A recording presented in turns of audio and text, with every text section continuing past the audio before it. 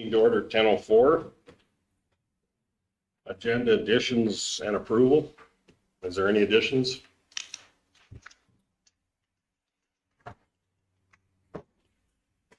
I do know there's been a couple discussions, like the Liberal Road is on here, and I don't know if some of that should be in camera or not. I don't, if Andrew was in here, I'd be asking him, but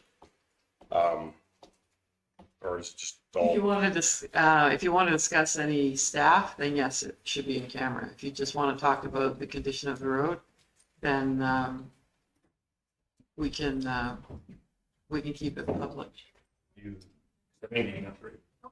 I think if we can put an in-camera session there, but if we cover it off without, then just in case it does go that far, if it's going to go that far.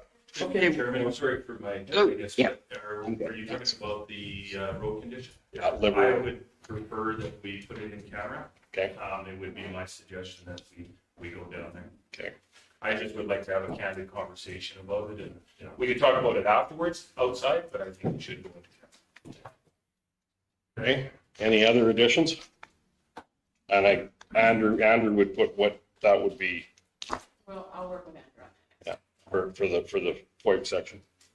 Mr. Chair, I have one other item in camera that I would like to speak to is the Stettler Housing Authority. For Stettler Housing Authority. Yeah. Okay. Thank you. And on that, I'll give you a motion to move it. hey, call the question. All in favor? That'd be carried.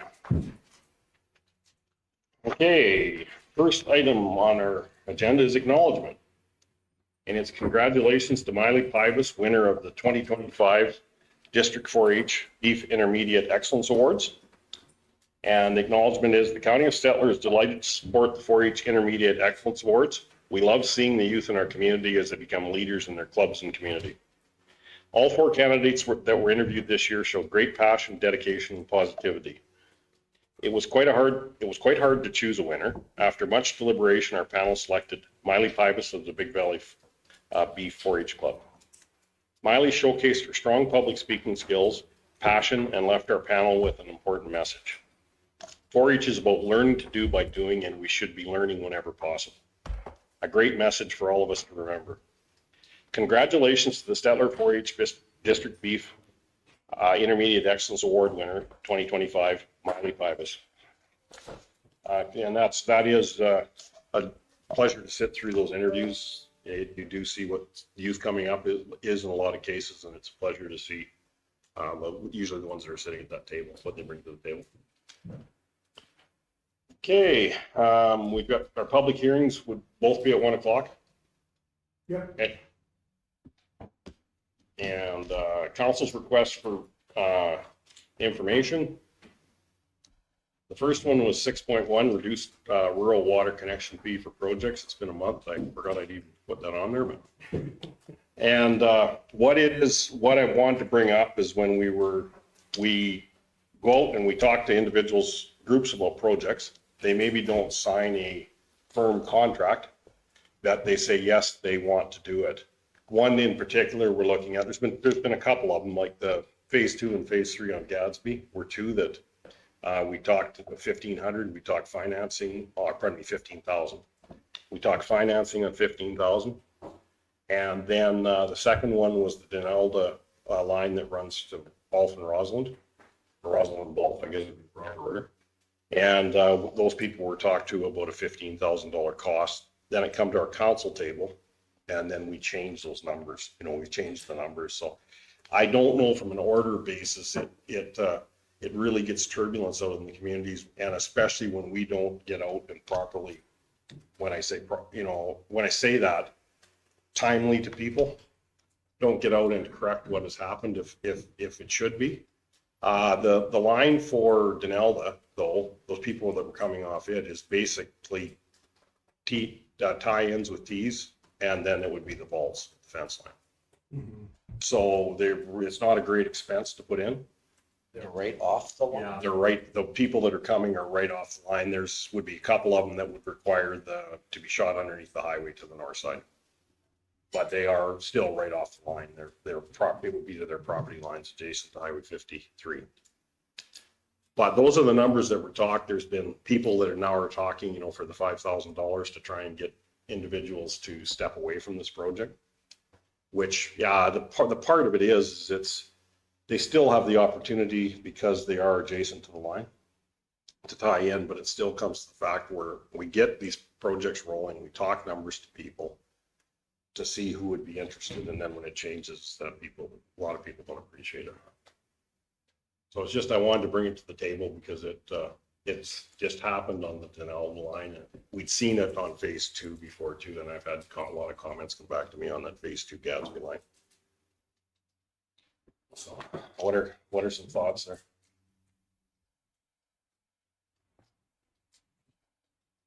Gender. I find that when I give my word to someone that this is going to be the price, that this is going to be it, and I do not like to be able to change and kind of just flip another number around it. But I guess it is also one that depends how far off some of these service lines are off the main line, to what extent it's going to be an additional cost. We've got to kind of consider those. So I don't believe in a 2-tier system where there's another $5,000 is going to make or break, say, like on something like that. But I guess everyone that comes into it, we are going to have to bring up discussion on it. Also, okay. Yeah, no, I've had lots of comments about Denota, that new line there, and they were told it was at 15,000, and now we're upping it to 20. Like, so a few of them are saying, well, at that kind of money, maybe we should just back out and look at other things. And this project has been on the go for a few years now. It's been, other than we didn't have the money and whatever else in place. So yeah, they were told one thing, and now all of a sudden we've jumped it up. So. Mr. Stevens? Well, a couple of things have changed since these initial conversations. The first one being, yes, we did raise our connection fee from 15 to 20, but they are also now eligible for a $10,000 grant. So when we talk about 2-tier system, we charge you 20 and you get 10 back. So now they're paying $5,000 less than someone that tied in 4 years ago. So they're getting it at a lower rate than what it was historically.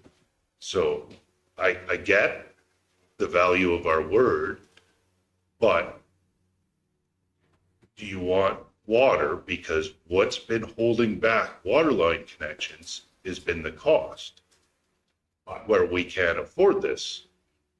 And if we can't get grant funding, then we either have to subsidize it or raise our connection fees. So I would rather have someone complain about a connection fee than complain about not getting water. And we have historically shot for that break-even price, and we have told people, you're too far off the line. We won't recover our costs at 15,000, pay for 2 connections, or else we're not doing it. So for that individual, it was a $30,000 connection when he wanted 1. So was it fair what we did to them? Because 30,000 is substantially more than the 15 it was historically. Back to you on that, though, the 10K grant was in place at that point too. So for 2 battalions, you could have been eligible for 10K apiece. It could have cost them 10. But the part about any grant system is they get oversubscribed. We can't guarantee when this line will be eligible to be tied in. So probably 2025 is out of the question for these people to be tied in. So are we going to have the grant in 2026? We don't know that.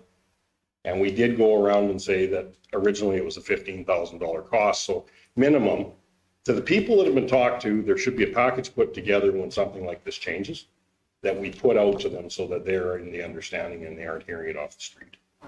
That's fair. Councilor Naber. So, Mr. Chair, I understand where Mr. Gender's coming about the word issue. So it should go both ways as well. That when we talk to these individuals, that they give us their word, they're going to sign up, and then they don't sign up. We've had that experience, right? So you've sat at a few tables, I'm sure, when you were there and they said, oh, yeah, yeah. And then you walk away and they say, well, no, now we don't want it. And which has caused us a lot of grief. So I agree with you 100%. I go back to the old days of when I was in the grocery business, and the story was about the guy from Sears. Guy walked in and says, you know, Sears goes to the local hardware store. Sears will give me that buck saw for $10 cheaper. And the guy said, absolutely, you betcha. Give me your $10 now. And the guy said, okay. Give me the money now. He gave him his money, and then he took that saw and he put it back up. He says, you come back and get it in 2 weeks, because that's how Mr. Sears works. I have it today. That's why it costs $10 more. So at the end of the day, if these people are willing to sit there and say, okay, yes, I will take it. I will sign on the bottom line, and I will give you the money now, then I would say yes. Things change. Every time you go out to a job site, if you are in the situation where fuel goes through the roof or the parts go through the roof, you have to pass that on as the business owner. You cannot say that that's the case, right? We are not a business owner. I have heard this many times, Mr. Iver, from you.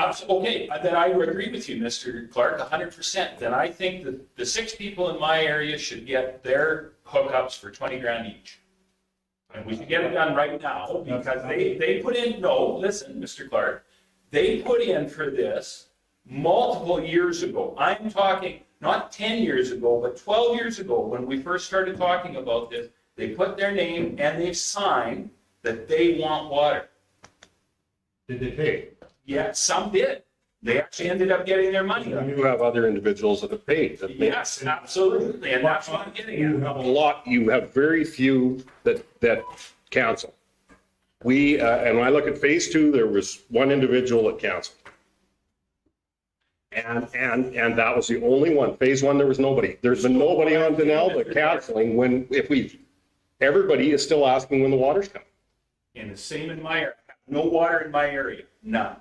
Well, And they pay the same amount of tax as everybody else, and then we subsidize other areas. I don't think that is fair. we need to bring that to a table. If you sign that, and the policy is that you have said, listen, I am in, and I've signed a piece of paper, and there's some sort of skin in the game, then I would 100% agree with you, 100%. But if you were just saying, yeah, I think about it, and the price changes from the time we go, we cannot do that, because then all the other taxpayers are going to be subsidizing that individual because the cost has gone up. It's not their fault. It's not the person who got the water's fault. It's not our fault. The price goes up. We have to recover money on these water projects. We cannot sit here and just continue to subsidize them and subsidize them and subsidize them. There's going to come a time, not maybe when I'm sitting or any of us are sitting on this council, but there's going to come a time when we're going to have to do some major repairs. We do not have enough money sitting in any bank account to do these major repairs. When we look at the value of what we're selling this dollar of, or this liter of water for, we need to increase that so that we can pay for the maintenance on a go-forward basis. We just don't have. Those lines are going to have to be replaced. The high-density polyethylene lines are going to have to be replaced. Well, how many times have we already replaced valves? On any given day, we have a replacement of a valve or some sort of splitter or something. Why was the water shut off in Bangor just recently? What went on there? A farmer ran over the bill. There you go. Right? It's Starland's cost. And it was human error. That's not equipment failure. Okay, but the cost is still there. The cost is still there. It doesn't matter whose fault it is, we're still paying. The ratepayer, the county of Stettler, will still pay. And you and I have different opinions on that. Okay, well, And I have a different opinion when our council table said 15,000 and you tell people 15,000, then I go back to Councillor Gender, and it should be around, I guess maybe we got to say it could be between 15 and 30,000. But the line was supposed to be running past, and the cost was 15,000 at that point. so did we get them to sign on a piece of paper? Our direction was to go out there and ask who was interested, and they said they were interested. When we voted to move it up to 20 grand, was it not a unanimous vote? No. split. So what we need to do, and I don't disagree with you, when we are sending out a representative, i.e. a counselor, then that has to be, we have to say, okay, this is the amount of money and this is a signed piece of paper. If you sign it and say that this is, I will honor that. Sitting at the table, I can't, I'm And sorry. your residents in your area no different than residents in Denalda. I would fight like hell when the line's running past their house to be able to tie into James. They are a ratepayer in the county of Stettler. We need to look at getting them down there, but it is a different scenario. Yeah. Councilor Stevens. My memory's a little fuzzy. I know when we were having the debate about our connection fees, I think it was suggested that 15,000 covered the cost if you were adjacent on the same side of the road, but we were losing a little bit if they had to cross the road. Is that? I mean, it's within that range, Councillor Stevens. Yeah, we're seeing on average between 14 and 20,000. There's more factors than just exactly where it is on the road. We have always taken the approach that if they're adjacent to the road allowance that the line is in, whether it's on the same or opposite side, then it qualifies as a, practical cost recovery, because then it nets it, but that cost had been escalating. And that's why council opted to change the price to 20,000. And it was also too, when you're running lines to multiple places, that 20 increase was to try and recover, to make it a little bit more bearable, but 5,000 really. Well, I will remind council too that when we brought forward that potential amendment, we did clarify that that's the fee bylaw really stands on, I'm an individual, I just bought the place or have changed my mind. The line's always been there. I want to come and I want to hook up today. That 20,000 is what we could say, yeah, in policy, that's what it is. However, there is nothing by that bylaw that would prevent where council can see cost savings through volume, that, on a project by project basis, that it can be considered.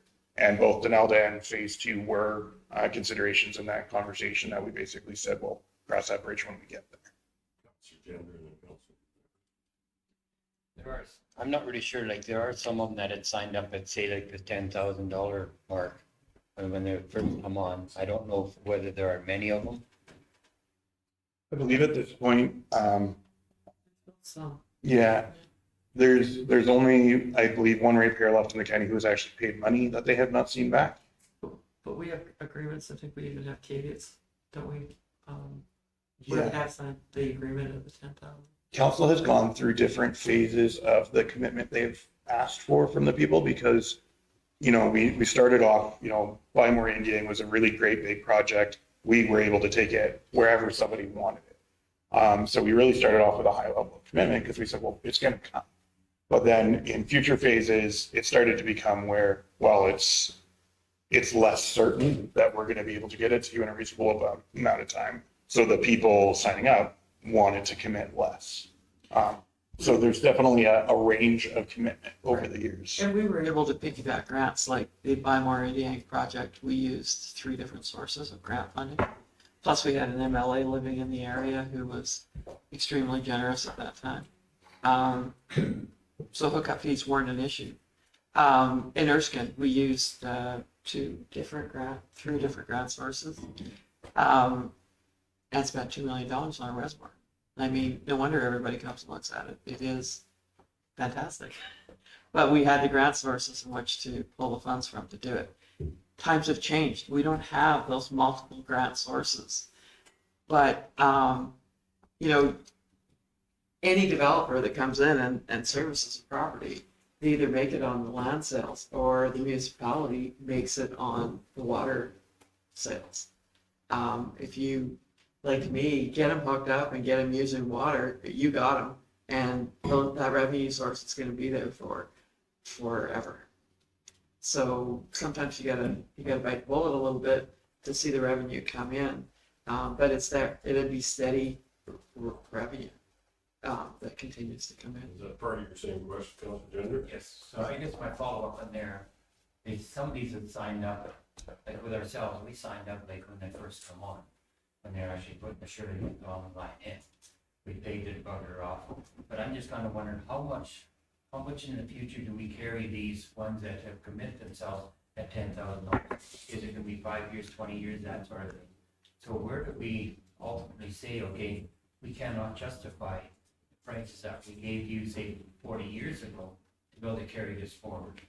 But on the other side, the people that signed up and paid or got on the payment plan to pay that connection fee off, we've used their money for nothing because we haven't hooked the water up. And there's several cases where people have paid on it for 10 years and then finally asked for it to be installed. We've kept their money, we've used their money, plus we've made interest on their money. So I guess we could analyze it, probably break even or a little bit more. I don't believe in all the seminars and all the meetings and the ARMA conferences and the RMA conferences that rural municipalities are ever going to get away without subsidizing rural water. We don't have the density. So we're in the middle of the IDP with the town. We keep talking about density because it makes your utilities work. That's what we need to make utilities break even. We don't have it. So all rural municipalities subsidize water. Council has to wrestle with the question of how much subsidy do we do? And we did make some errors. We were all new to it. Nobody had a map on how to do it. Buy More Indian is a typical example. We should have picked corridors, and we didn't. We ran lines like this because people, put an expression of interest, and we said we would get them water. If we would have picked corridors and ran the line up certain corridors, and if you were so far off that corridor, you could hook up to it, we would have saved a lot of grant money and been able to go together. But totally new. When you did it as a municipality, that's what you had to do, because it was your money and you only had a certain amount of money along with the grant money that we got to run it. So it forced you to do it, but it forced you to run it more like a business than like government. Never. And I'll be honest, and I think the other option that we look at is it's a 100% cost recovery. So if it costs $5,000 to put it into Mr. Gender's place, and it costs $35,000 to Mr. Sober's place, that's the cost of what it is. And this blanket, it's I would almost venture to say communist in the sense that it's one price fits all. It doesn't make any sense to me, because if you're the individual that is out in wherever that place is and it's running right by you, yeah, it's cheap to put it in. $5,000, I'll get water. But if it's Mr. Stolberg wants it way out in the middle of nowhere, it's going to be $125,000. That's the other option of doing this. So you have two ways of looking at this, gentlemen, and we are still at 20 grand going to be subsidizing a number of those hookups. So whether we want to subsidize a large portion or a smaller portion, that is what we're talking about. We're not talking about, I think, Mr. Clark, you may understand that we make money on these things. We don't. This is it's how much. They have made money at 15,000. Okay, Mr. Clark, I don't disagree with you, but on a whole, if we look at it as a whole, we have subsidized considerable amount of money. I am arguing the ones that were talked to and agreed to originally, not the ones that we're talking to in the future, because the policies, bylaws, and fee structures change. They will, but it's when they're talked about, those people would have given money at that point. But So that's a policy problem. That's a policy problem that we should fix. We have a problem. I 100% agree with you. And the policy problem is that when we sit down, and when we sit down, we had individual counselors go out. I don't know what that conversation was. I trust that you guys had the confirmation from these people. I don't know. Nikki turned it off one day. I think it just died. Council Stolberg will let you in while he's waiting for his poll. There you go. I don't know what that conversation was. It was one of those situations where you guys came back to us and we had I don't even know the places you visited. That was never part of the whole council discussion. But as a whole council discussion, we determined that that was, by the facts that we had, was the way to go, is to mitigate some of the subsidy. Some of the subsidy. Now, if those folks would have said, okay, yes, I'm in, and they signed a piece of paper, that's the policy that we need to change, not by giving people even more of a discount.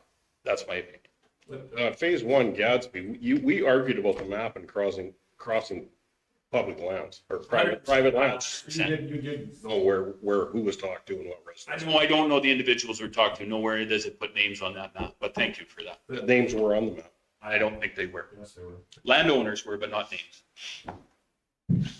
So the landowner and then. Not everybody's the same one, right? Most cases. Council Stolberg? When we were discussing the changes to this fee bylaw, I was under the understanding that Gadsby was almost a done deal, Gadsby Phase 2, that it was almost ready to go in the ground. It was all engineered.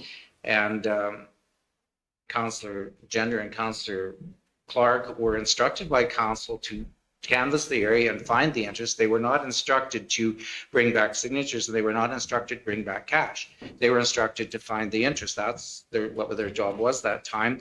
And they set it up and we had it engineered, and I thought it was just about ready to go until we couldn't secure quite enough funding. So I didn't really think the changes in the fee structure was applying to Phase 2, but that was just my take on that. And as far as rural water in our county, I mean, you cannot survive without water, and that's what puts people in our county and keeps communities viable. And that we get MSI funding on people, and we can't really survive without having people in our county. So I think that is why we do subsidize water, because it is necessary to sustain our farms and our communities. And in the long run, it all comes back. And I know in Bymore Ndiang, they run lines everywhere to people that wanted it. But since that time, there's been a lot of other people hook up because the lines were there. They were going by, and they've since hooked up. And I know lots of months our monthly fee is as much as our water. So, I mean, we're contributing, everybody's contributing that way to keep the line going. And so, yeah, I think, and it's just like for charging everybody a different amount. It's just like charging everybody a different amount. And if there's only one person living on a gravel road, he's going to have to pay more taxes for gravel and snow plowing. And if there's a guy lives on a road where there's 6 people on the road, I don't think we can quite go that way myself. But. Councilor Stevens and Councilor Gender, you're good? Councilor Gender? Yeah, let her end up, I'll let her go. Usually throw something, I don't know. Well, I just, I'm gonna stick my neck out here. I really think that council should take a look at the fees. And I also believe that you should take a look at the fees where we have the density. Erskine, we paid for most of that servicing through grants. The only thing that wasn't paid for was a small portion, which we now try to recover. But if you were to buy a lot in the new subdivision in Erskine, to service to the property line, you're responsible from the property line to your house. If you're to buy a lot in Bymore and Indiana, same thing. If you're to buy a lot in Gadsby or Botha, same thing. But anybody else in the hamlet of Erskine that wants to hook up pays $5,700 to hook up. So if you're in an area where the hookups are there to the property line and they want to hook them up. Because Bymore and Indiana did not have to hook up when we put the water in from the Hendrick Kruger, because we had a 75% grant that paid to put the distribution center in and build the reservoir. And then we, as a gift from the MLA, we received another grant to pay the other 25%. So there was no hookup fees for Bymore and Indiana. Gadsby did that when they were a village. Botha did it when they were a village, just like Big Valley and Denelda did.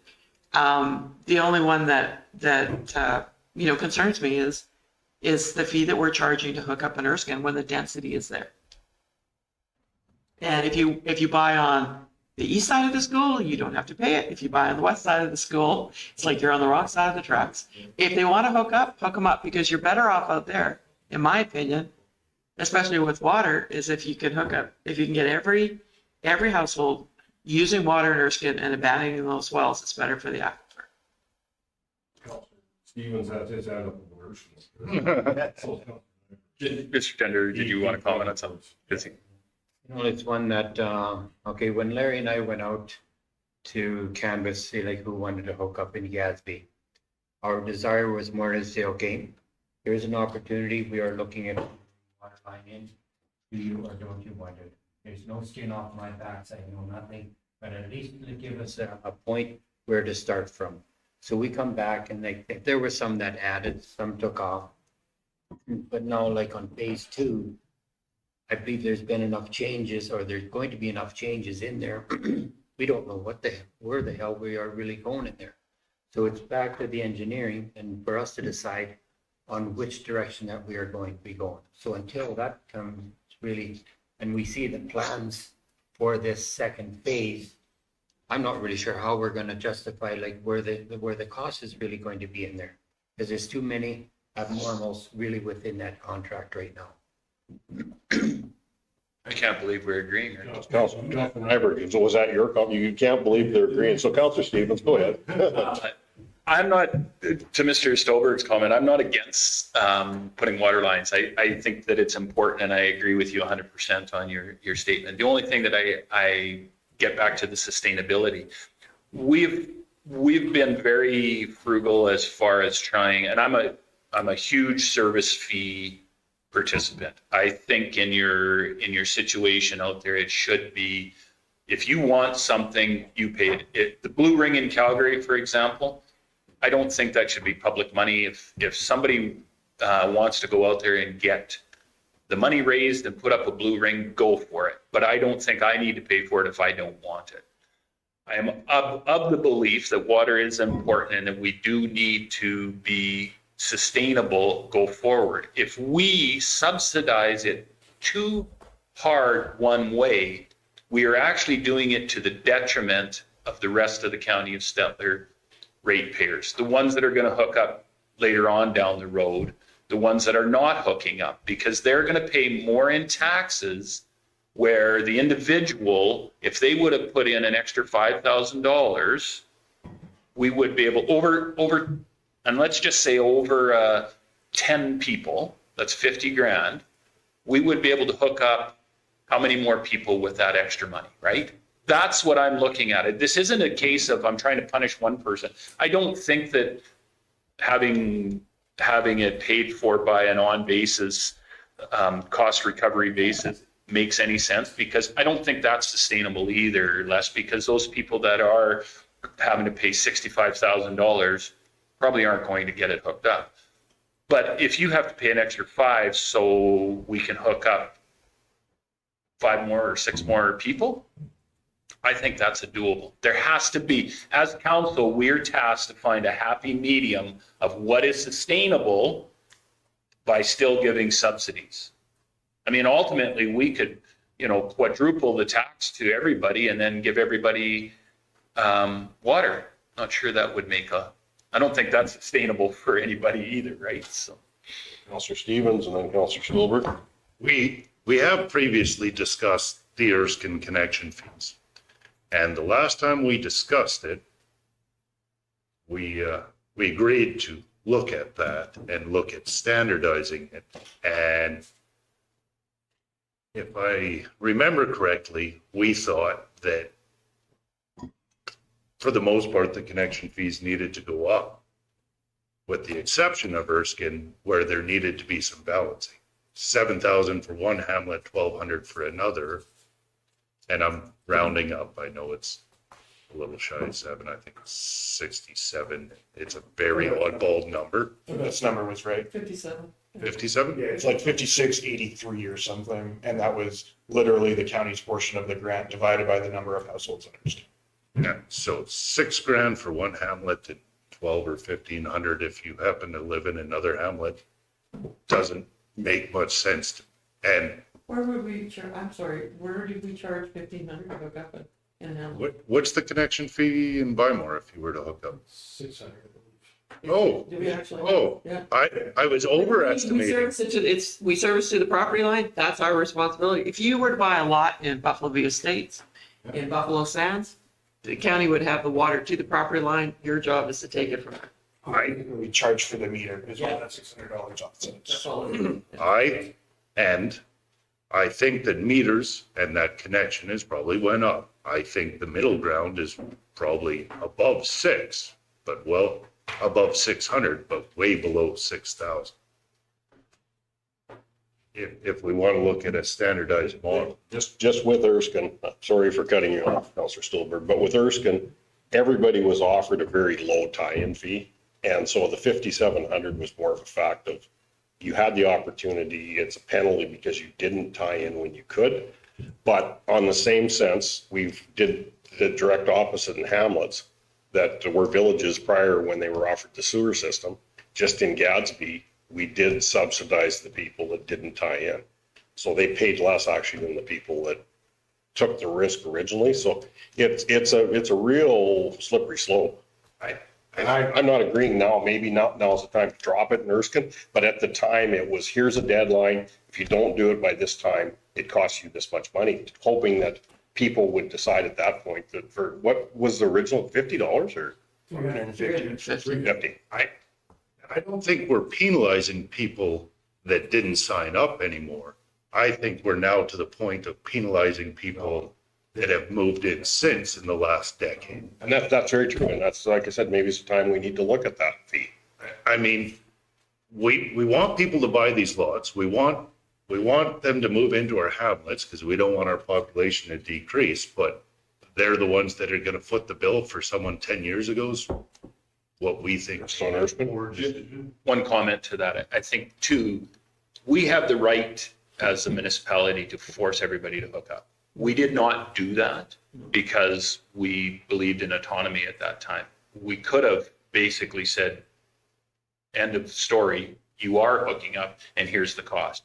We weren't down that road because we don't necessarily believe that. So there was a lot of, I will say, gifts given to the people of Erskine. and Gadsby now is forcing everybody's going to be. Yeah, but I mean that, and if you were to build in Erskine now, you would be forced to water and sewer. It's just the way that it is. Water and sewer communal, if it's in a high density area, is going to be pretty standard. Counselor Stolberg? Well, just on the Erskine one, at that time, it was pretty divided. Some people did not want to give up well water and some people definitely wanted municipal water. So we kind of honored that wish at that time.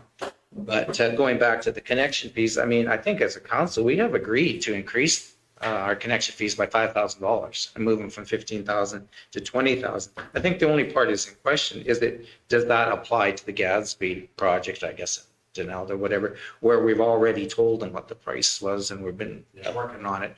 I mean, I think we all agree that we have to move our connection fees up just to keep in line with inflation and various things, but. That's what I brought this for is it's what we told people and it's directly to the line. And that was discussed before the fee went up. And that's what I'm asking. Go forward. If somebody asked me what the cost of water would be if the line was running right by, I'd say $20,000. Councilor Stevens? So outside of those two specific lines, Well, the Gadsby lines, period, but the south, I don't know. Gadsby and Denell, outside of those, are we talking about any other connection projects that Maybe a flag that Wolf Hill was a consideration of council and That over, west of I'm Bymore. okay. That was too, because we did have there was a bunch of individuals wet. I canvassed that area and it Went out was pretty good, Oh, Stewart's right. Stewart's and Browns. pallets. We changed the name, so we weren't referring to one family. They do have a lot of the land. They would have had a lot of hookups, yeah, for sure. It was the higher density. Because they have a lot of hired men and they're putting it to all of them too. What day did we change that? Like, it was just this year, wasn't it? It was 2025? That was 24. 2024, that fee bylaw would have changed. Because you could, make it, whatever was agreed upon prior to the date. Councillor Knight. 15, and then going forward, any new interests.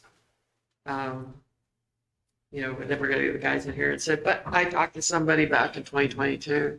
I'd rather name the project. Yeah, Yeah, certain projects. Mr. Chairman, I think this does come with a financial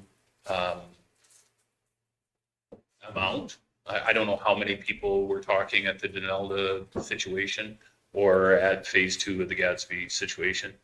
But however we do it, it is going to come with a financial implication. So I think what we should do is, for the sense of time here, we should maybe instruct administration to go back and bring back a financial report of how many people, I don't know how many, Paul, that would be in that hookup area, and Ernie, to come back with a financial implication to us, and then have the discussion about whether we're going to keep those people on.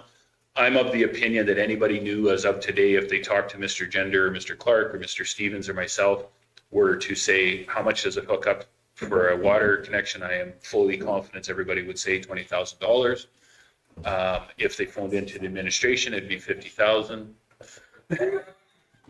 Didn't pick that up. And if we can bring that back, it's just, this did flare up, and it gets tempers flared to Paul. I got calls on it for Denelda, and we haven't, So I would make that motion to go forward. Councillor Stevens? One more question on this Denelda water line. And this is a Shirley-esque question. Are we going to allow direct connections outside of our county border? Has that been decided? So that is a very complicated thing with Shirley. At this point, not until the Shin-Lacombe bylaws would not allow direct connections in Camrose County, because Camrose County is not a member municipality anymore. We presented to Camrose County about that project, and we did flag that we have certainly heard of the interest, as have their area councilors, and that if they thought that was something they wanted to entertain, then we would need to have a larger discussion on exactly what that looks like with participation again with the commission. because we have to sell directly to a municipality. So when we discussed the umbrella of the Denelda project, it is strictly on our side of the border. So it's only our county's landowners. Okay. It's only ours. And from a commission basis, I'm sure in the future, there's going to be some large challenges, because not only would we maybe have the odd rural person in a different municipality want to tie in, we're probably going to have different municipalities asking us to be able to tie into a commission that's been running for years. Have them asking. So we are going to have to sit down and figure out if that answer is no, or if that answer is yes. The answer will be yes, but this is what you need to do. Yeah, because ultimately it comes down to a financial calculation that every member has participated in all of the capital costs to date. Camrose and Lacombe stopped those contributions in 2017. They didn't get any of their money back, but they didn't have to. They weren't liable for their work. Yeah, they weren't liable for their original obligation. So to bring in a new municipality today, if I were to give them the same terms as everyone else, that's a big chunk of change up front. And to pay back based on allotment. Right, well, the county Stettler pays 40% of all the debt at Shin-Lacombe. I would love to see more municipalities in that commission. With that though, I guess meetings that we did go through, was it ACE that put them on, or was that just a spot? ACE was one of the coordinating commission. One of the coordinating commissions that put it on, and we had ministers there that very much supported the municipal water systems.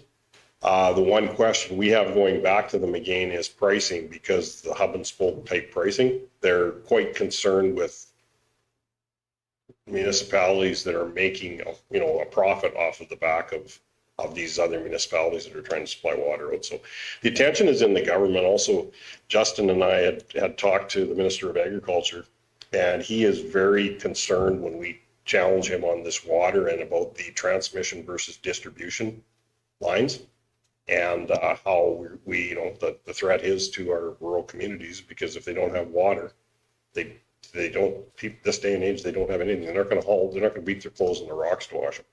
So we do have the years of people. We just have to, through groups and everything else, we've got to keep lobbying too. Councillor Stevens?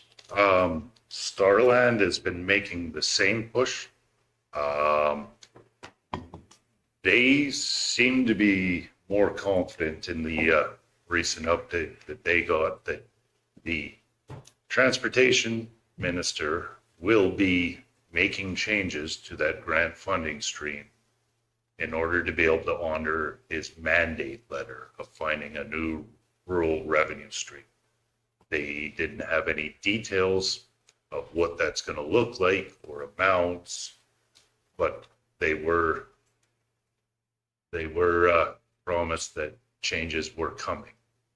We just don't know what it's going to look like. They're gonna have to up the grant, amounts or the funding Yeah, that's what. substantially, because you think that thing's oversubscribed now. You add distribution lines on top of transmission lines, and you won't get enough money out of that grant fund to do anything. That was It has been very unequitable, and this is what was raised with our MLA and the ag minister, as well as the premier at that meeting. It was, the grant funding has been very one-sided in favor of the urbans.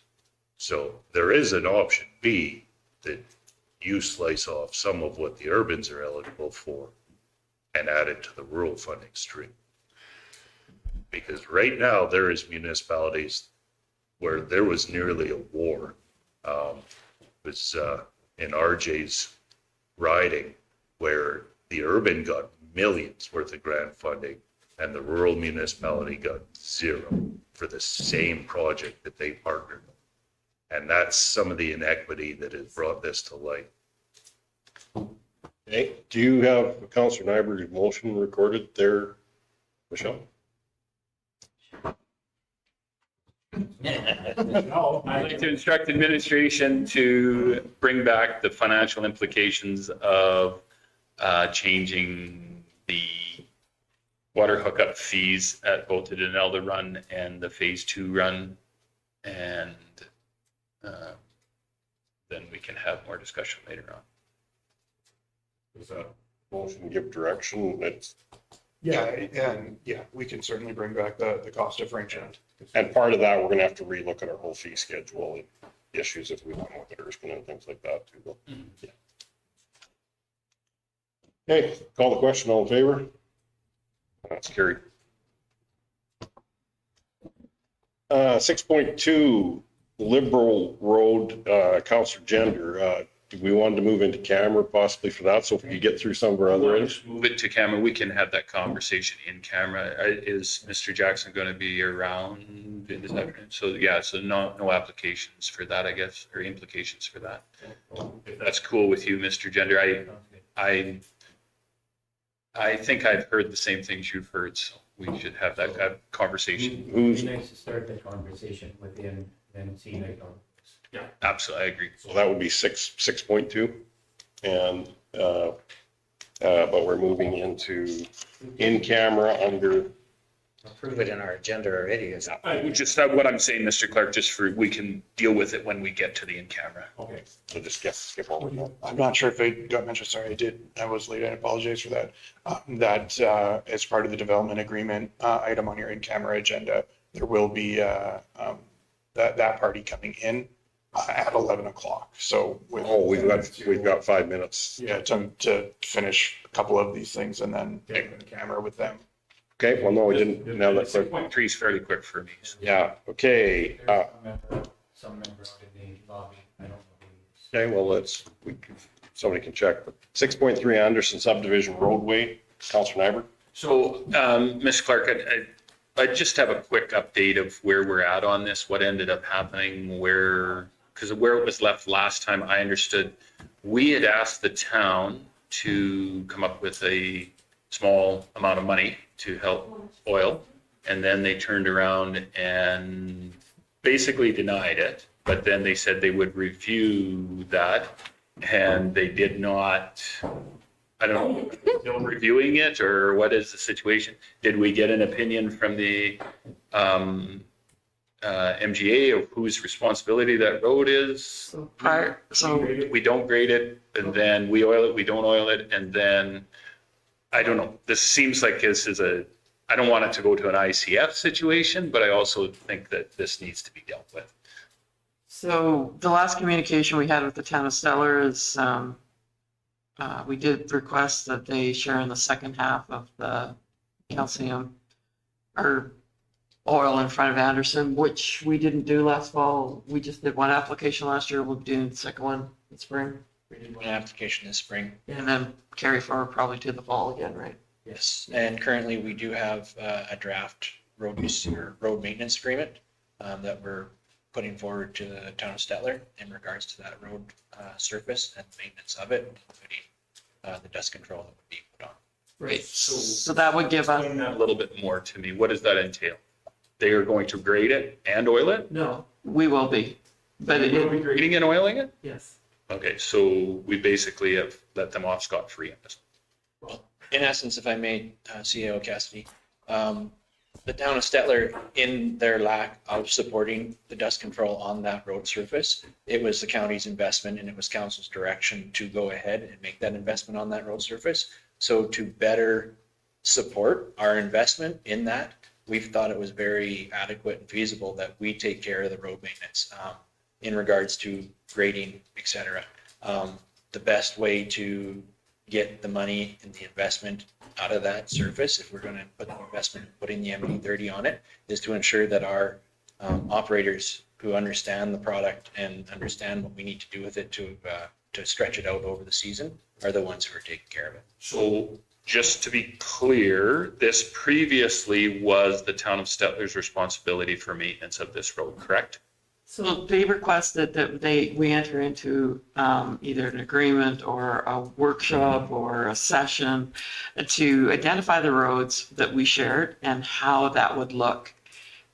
We started on that because the MGA is very unclear about who's responsible for what. We think it's the south and west roads of municipality, but the county of Stettler totally surrounds the town. We've got roads that are ours through annexation, which isn't clear who's responsible for the maintenance on them. So what we're doing right now is working towards beginning that, but we want some good background information before we go into it, which is we're going to get a legal opinion on what roads we would be responsible for and what roads they would be responsible for. And then we'll work towards Or, Yeah. what more of an policy and an agreement with the town of Stettler. I asked for an agreement with the town for this section in front of the Anderson subdivision so that those are our ratepayers who are paying taxes to the county of Stettler, so that we make sure that that road is kept up as well as we can. We're down to who's mowing the ditch, but we want to make sure that the grass is off the sides of the road so we can pull them if we need to. And if we grade them, we can decide when the grading occurs and how it will work with the oil. Yes, totally our cost, but it's just the section in front of the Anderson subdivision. The rest of it is the town's and we will not be touching it. Okay, so my question is, you're getting really political at that. That's awesome. My question was, that stretch previously was maintained by the town, so we have basically giving them a pass by doing the work, right? Well, There's a financial contribution that we've taken over. I'm not asking for an explanation, I just want to know yeah, if no, that's you're the right, case. because as you look at the MGA, they would consider that south boundary road as theirs, though the Anderson subdivision butts up to it on the south side and the town butts up to it on the north side. That was a request from council because you wanted a higher level of maintenance on that road. The town wasn't willing to participate. We wanted to give the ratepayers that level, so we went in and did it. So previously they were paying for it, now they're not. That's all I want. Thank you. They never oiled in front of it, so they weren't paying. But they were grading it and they were making it. I just wanted to clarify, this is, there are two separate sort of things we're working on. There's the one-off for Anderson, that is the road maintenance agreement. There is a longer-term discussion that I think we pegged for bringing back to the joint councils in September on boundary roads in general, because actually the MGA's provisions only refer to municipal districts as their borders. The rest we're probably looking annexation order by annexation order. Okay, no, fair enough, that's all. Agree? And if I may just add to that, staff has already listed all the roads surrounding the town of Stettler and the amount of maintenance and service that we do to each of them. So which ones we take care of, which ones they're taking care of, what concerns we've had over the past few years in regards to the maintenance on those roads and what we've done to mitigate any issues going forward. So that list has been started. It's ready. It's just further discussions that will be taking place. Okay, no, fair enough, thank you for that. Counselor Stevens? Is the road on the west side of the lagoons a part of that agreement? And if it isn't, can it be? Trying to maintain a road that, It's all county, their lagoons sit on county land, so that land would be county. trying to maintain a road that is saturated 6 months of the year, has no base, is gonna, I mean, We're also looking into that too, Councillor Stevens. Has been identified that East side or west side? a culvert does need to be replaced. Is it east side of lagoons or west side of lagoons? We're looking into what's in the ditch I, and what we can do to maintain that road. Yes, we do have problems with that road. It is soft because it seems to be wet most of the year. Even on dry years, it's very wet. Yeah. So we know of the issue. We are looking into it. We're trying to gather our facts, and we will come to council with some alternatives. I just have one other comment on the Anderson subdivision. I thought it was made very clear to us that road was under control of the town last year when we asked about speed limit signs. So if we were maintaining that road, that second request we had to slow traffic down, does that come back onto the table again? Because that came from our residents that wanted slower traffic that would help save the road, but would also be safer for children. So if we're going to take some of it, are we taking all of it when it comes to that? Do we have to ask the town for permission? Because this is kind of a, I think we would have to ask for permission Okay, and we'll decide. what based you- on past practices, but that's why we're trying to get this done so that we can look at it and get it all in order. Right now, we could maybe suggest that in the agreement, we control the speed on the section of the Anderson Road in front of that road in front of the Anderson subdivision, but that would be it. We have no control over the rest. that was one of the big requests along with dust abatement and the condition of the road. Right, and they felt that there was, at that time, there was no reason to decrease or increase They this. felt there was no reason to put oil on it either.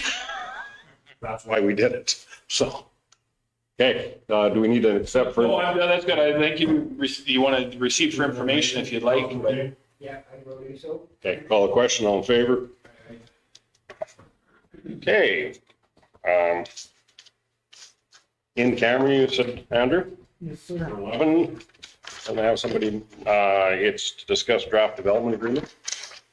Wait, section 25. I'll give you a motion to go to camera. All in favor?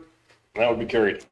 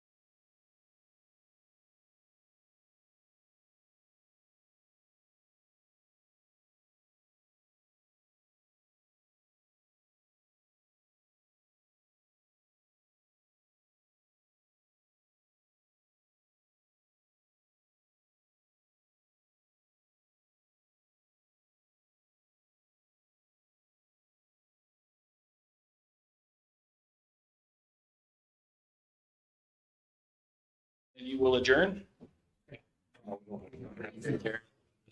Break for lunch.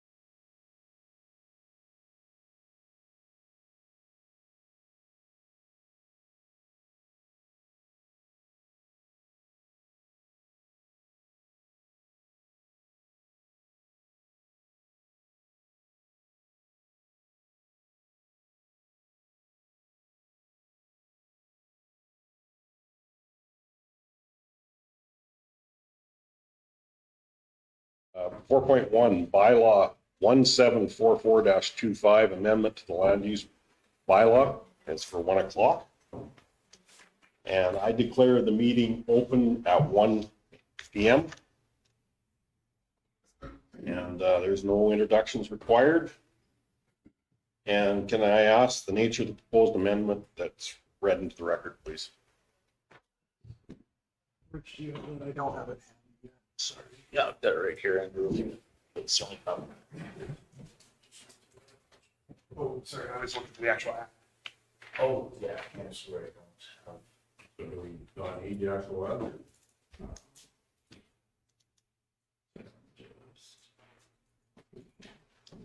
While you're looking, I'll just state the rules of conduct. Written submissions shall be tabled first and read into the record. Anyone, we have nobody in the chambers, but if there is anyone here wishing to support or oppose the amendment, will be given the opportunity to speak up to 5 minutes. Councillors may ask questions of the speakers after each presentation. For clarification purposes only, there will be no debating between participants. Presenters allowed. Any questions through the floor shall be addressed to the chair.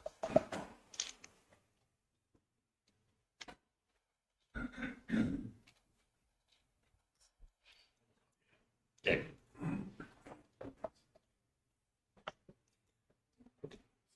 Sorry about that.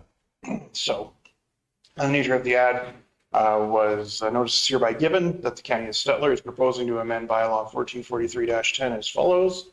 Rezone lots 3, 4, and 5, block 2, plan 082-1859 from Hamlet Commercial District to the Hamlet Residential District, and lot 6 and 7, block 2, plan 082-1859 from the Public Service District to the Hamlet Residential District, as shown in the attached map. The intent of the amendment is response to a request from administration. The subject lots are owned by us, the County of Stettler, and administration felt the likely use of these properties will be residential. By rezoning the lots, administration feels the lots will be more marketable, and when sold, the use of the lots will fit better with the uses on adjacent lands. The bylaw may be reviewed at the County Administration Building located at 6602 44th Avenue, Stettler, Alberta, during regular office hours, 8:30 a.m. to 4:30 p.m. Monday to Friday. Public hearing to hear representation concerning bylaw 1744-25 is scheduled to be held Wednesday, May 28th, 2025 at 1 p.m. or as soon thereafter as possible in the council chambers at the County Administration Building located at 6602 44th Avenue, Stettler, Alberta. Any person wishing to comment on the proposed bylaw may do so in writing to the Director of Planning and Development, County of Stettler, number 6, Box 1270, Stettler, Alberta, or by email to ctl@stetlercounty.ca by May 22nd, or make representation at the public hearing. The hearing will be chaired by the Reeve. Persons wishing to join or speak in person will be requested to state their name and address for the record upon being recognized by the chair. Council will hear verbal or written submissions from any person who claims to be affected by the proposed bylaw. Persons may make oral presentations at the hearing regardless of whether they have provided written comments. Following the public hearing, council may proceed with second and third reading to approve the bylaw. Should you require any additional information, please contact the Planning and Development Department at 742-4441. Thank you, Andrew. We have nobody online or nobody sitting in the chambers? No. Through speak. Is there any written submissions for or against? No, there are not. Is there any questions from council back? Okay. There's no verbal presentations, and there's no presentation from the resource officers.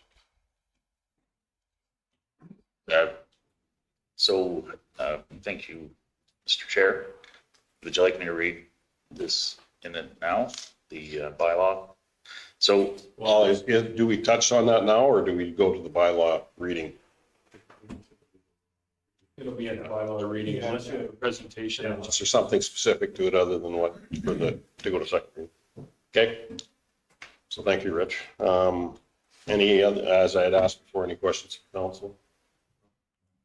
This portion of the public hearing is closed at 1:05. Do we not have a public hearing on the animal control bylaw? Yeah, but that opens You have to close it and opening it? Yeah. Okay, bylaw 1741-25, animal control bylaw. And this meeting will open at 1:05 PM. Or 1:06, can you open and close at the same time? Okay. Okay.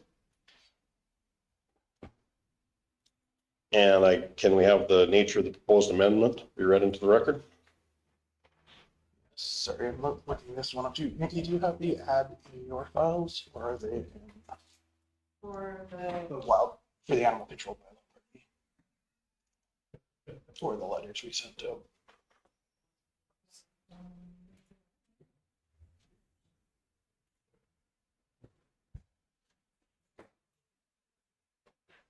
Went through the rules of conduct already, so. And this one is a little bit odd anyways. The animal control bylaw is not a bylaw that requires public hearing. The council directed public engagement to include a public hearing. Okay. So that is why it's come back before you in this manner. The actual. Read it from the report basically.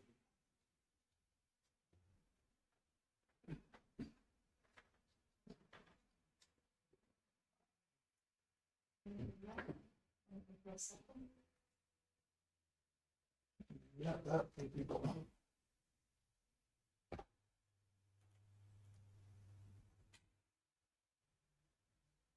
Where do you have that?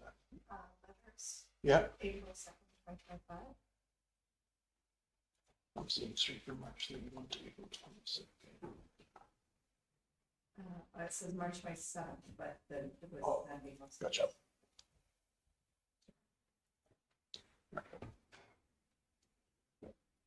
All right, so this one is the council has County Stettler number 6 has recently conducted a review of its animal control bylaw. As a result, council has given first reading to the proposed bylaw. This bylaw introduces new regulations that may affect your operations, and we encourage you to review the proposed changes.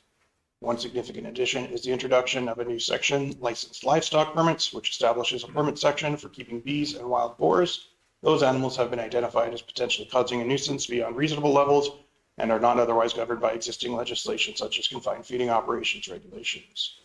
Key points of the new section include a permit must be obtained annually, subject to conditions, may be revoked, and requires the owner to maintain liability insurance. Beekeeping permits would have a application requirement with a site plan and a map of hive locations, proof of liability insurance, and applicants to notify landowners within 1 kilometer radius of the hive locations, maintain a record of objections received. Wild boar permits were noted as only existing wild boar farms as of the bylaw's effective date may apply. Permits must be obtained within 6 months of the bylaw's passage. If a wild boar farm ceases operations for 6 months or more, it cannot restart. And facilities must meet the minimum containment standards, and any escape must be reported immediately. To review the full bylaw 1741-25, please visit our website at stettlercounty.ca or visit the county administration building to access a hard copy.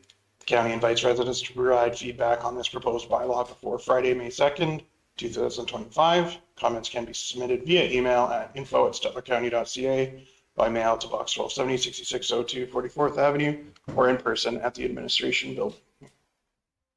And that is and that was sent out specifically as a letter to stakeholders. Okay. Thank you, Andrew. Was there any written submissions on it? And then I received none came into the info. No. And we have nobody online and no extra people in the chamber, so there'd be no. We had a delegation. As part of the report, you did hear a delegation 1 month ago from a bee farmer who would have potentially been affected by the bylaw. Yes, there was a couple bee farmers, wasn't there? Yes, that's Okay, thank you.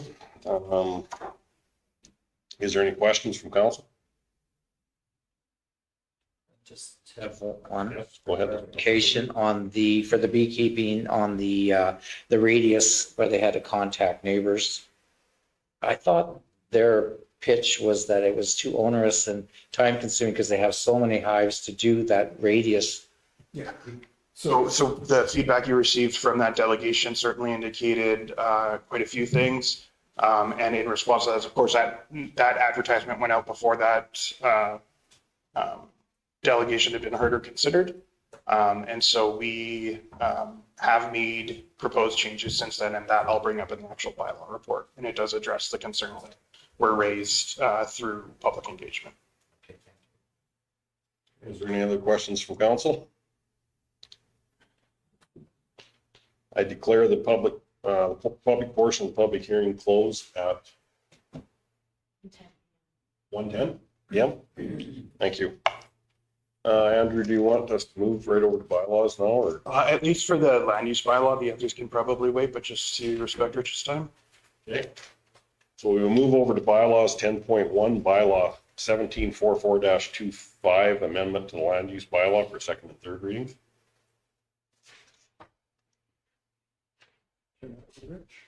Thank you, Mr. Chair. So the purpose of this application is to consider a land use bylaw amendment to rezone 5 county-owned lots located in the hamlet of Botha from hamlet commercial to hamlet residential, and 2 additional lots from public service to hamlet residential. Recommendations are that council give second and third reading to the bylaw, or that council amend the bylaw and then give second and third reading as amended, or that council request further information from administration before considering second and third reading at a future council meeting, and that council defeat second reading of bylaw 1744-25.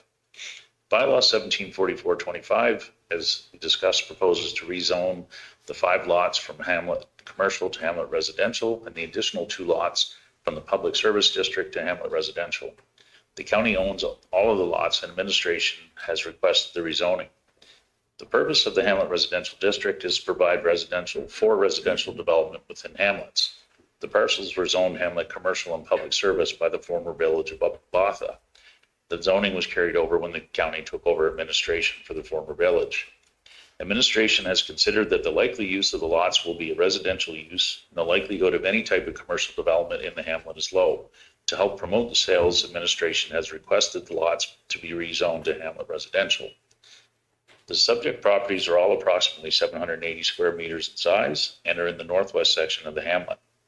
Surrounding properties are a mix of residential properties, and 6 parcels to the south of the subject parcels are zoned hamlet commercial. On these 6 hamlet commercial lots, 1 is a bare lot, another is a vacant building, and 1 is the local post office. The remaining 3 lots house the former Botha Mercantile Store. The store is no longer in operation, and the property is currently being used as storage by the owner. Then if you can scroll down to the aerial, to the map. So that shows you the 5 lots in red that are currently hamlet commercial, and the 2 in the wider shading are the public service lots that we're looking to rezone.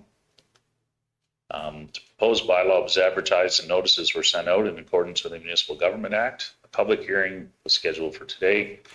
Notice of the bylaw and public hearing was sent to adjacent landowners to the subject property, and it was also advertised in the Stettler Independent. That concludes my presentation.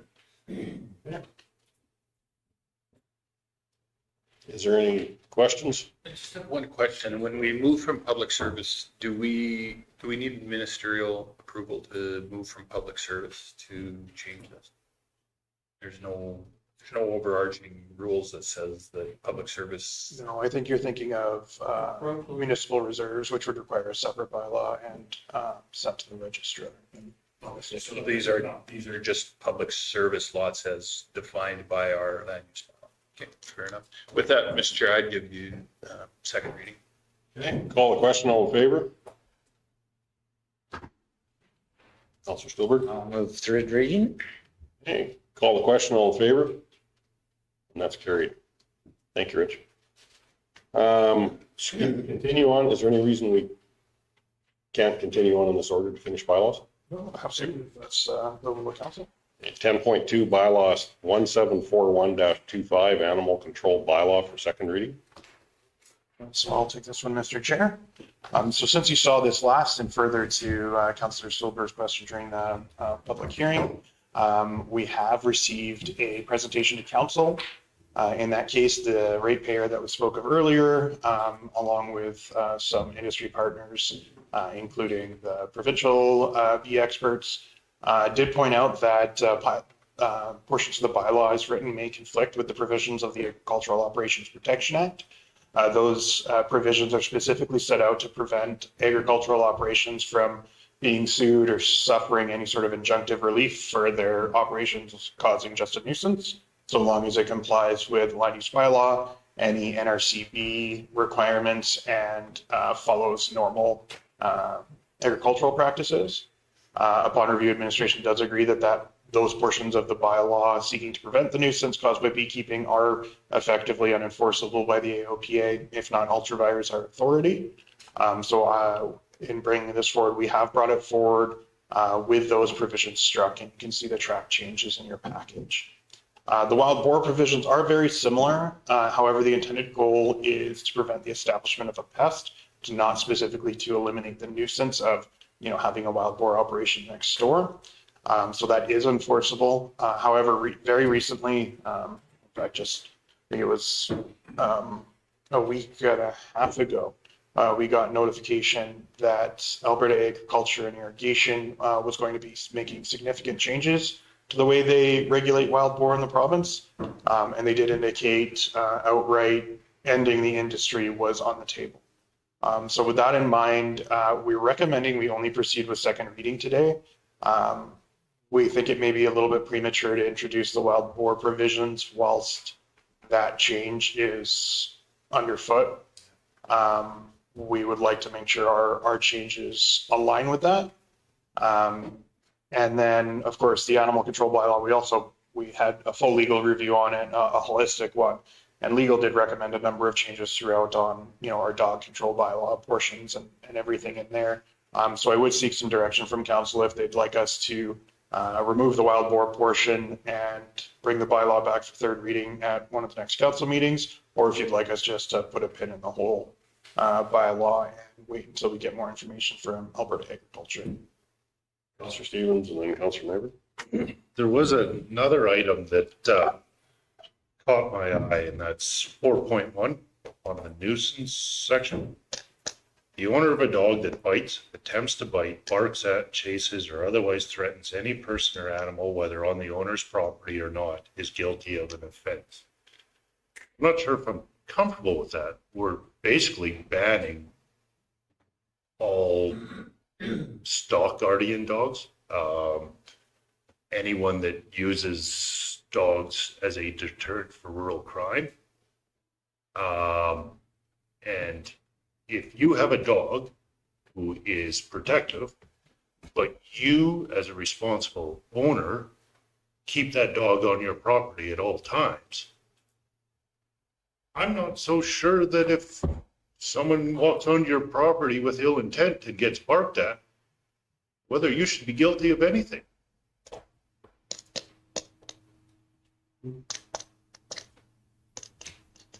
Certainly take that back as we bring back the third reading. Councillor Neighbor. Definition. So I think where this one goes to is not necessarily whether in this 4.1 that you speak of.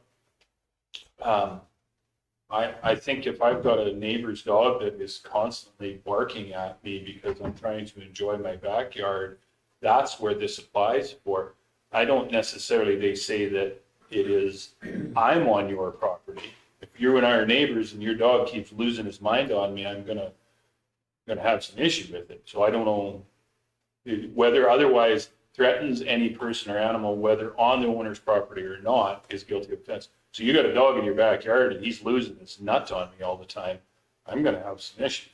So your point is somewhat addressed in 3.3. The owner of a dog shall not permit the dog to howl or bark excessively so as to, in the opinion of bylaw enforcement officer, unreasonably disturb the peace of any person. So if you have a dog that barks 12 hours a day nonstop in a disturbing the peace of the neighbors, I get that. But if you live on a farm or an acreage and you have, say, a Great Pyrenees out with your livestock, I will not use that term, with your horses to protect them, and they start barking because there's an intruder, I think that dog's done its job and has done nothing wrong, either the dog or the land. Barking excessively at me. I understand where you're coming from, but I think it's just to cover off both senses. I move back to 4.1 again. I struggle with the same thing, like you walk outside of a home in the evening now and hear the coyotes howling. Every dog in the area is barking. And they bark a good part of the night. They're outside dogs and they do, and that's kind of what happens.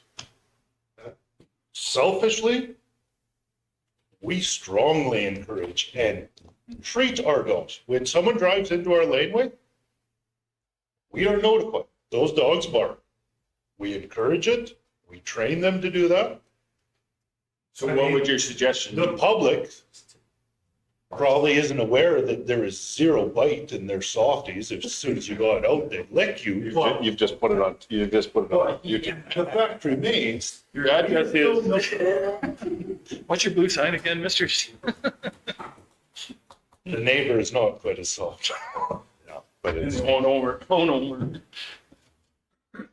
I'm not comfortable with provision 4.1. So would you be comfortable if you took barks out of that piece because it is covered further ahead? but if it chases somebody or threatens somebody on your property, I don't really see a problem with that either. So if someone showed up at my property So we would when take that. my out- kids take were that out. home and my kids were in danger, the dog sensed that and bit that intruder, they're not guilty of an offense in my opinion. There is points where it's justified, where dogs can chase, bark, or even bite other people. And that is part of crime prevention. This is a hot button item in rural areas. And frankly, that is a far lesser deterrent than some of the alternatives that are out there. If I remember right, that has something to do with the provincial look at that. I think we stole that from the provinces. No, there were quite a few changes recommended by legal. This one may have gotten too broad in a single clause. I can certainly take that back and bring it back for third reading with a bit of a nuanced rewording, so that we can try and still accomplish what we find is reasonable, or we can still prohibit what's unreasonable for a dog's behavior to be or allowed to be. Whilst, for example, in 6.2, I believe it is, we exempt a dog being declared by a vicious dog when it's kept to guard livestock, for example. So we can re-implement some of those same things into the nuisance provision. We had a place north of Stettler that was noted for activities up to a few years ago. If I lived anywhere in that yard or in that area, I would have a dog that would bite, that would chase, that would do whatever it needed to do. I will warn that intentionally having a guard dog, which can cause injury, is not necessarily kosher with the criminal code. However, that doesn't prevent me from not penalizing additionally to that. Yeah, well, I guess that's a choice from town. So just looking at 4.1 again, there needs to be a rewrite on that, because what if I take my dog to your place and he bites you? And you took that out, then I'm not guilty of an offense. Well, and that's the last part of it, whether on the owner's property or not. Yeah. So that's a moot point. But if you're a responsible dog owner, and let's say it isn't even a guardian dog. Let's say that you are one of those people that have a soft heart and you take in rescue dogs.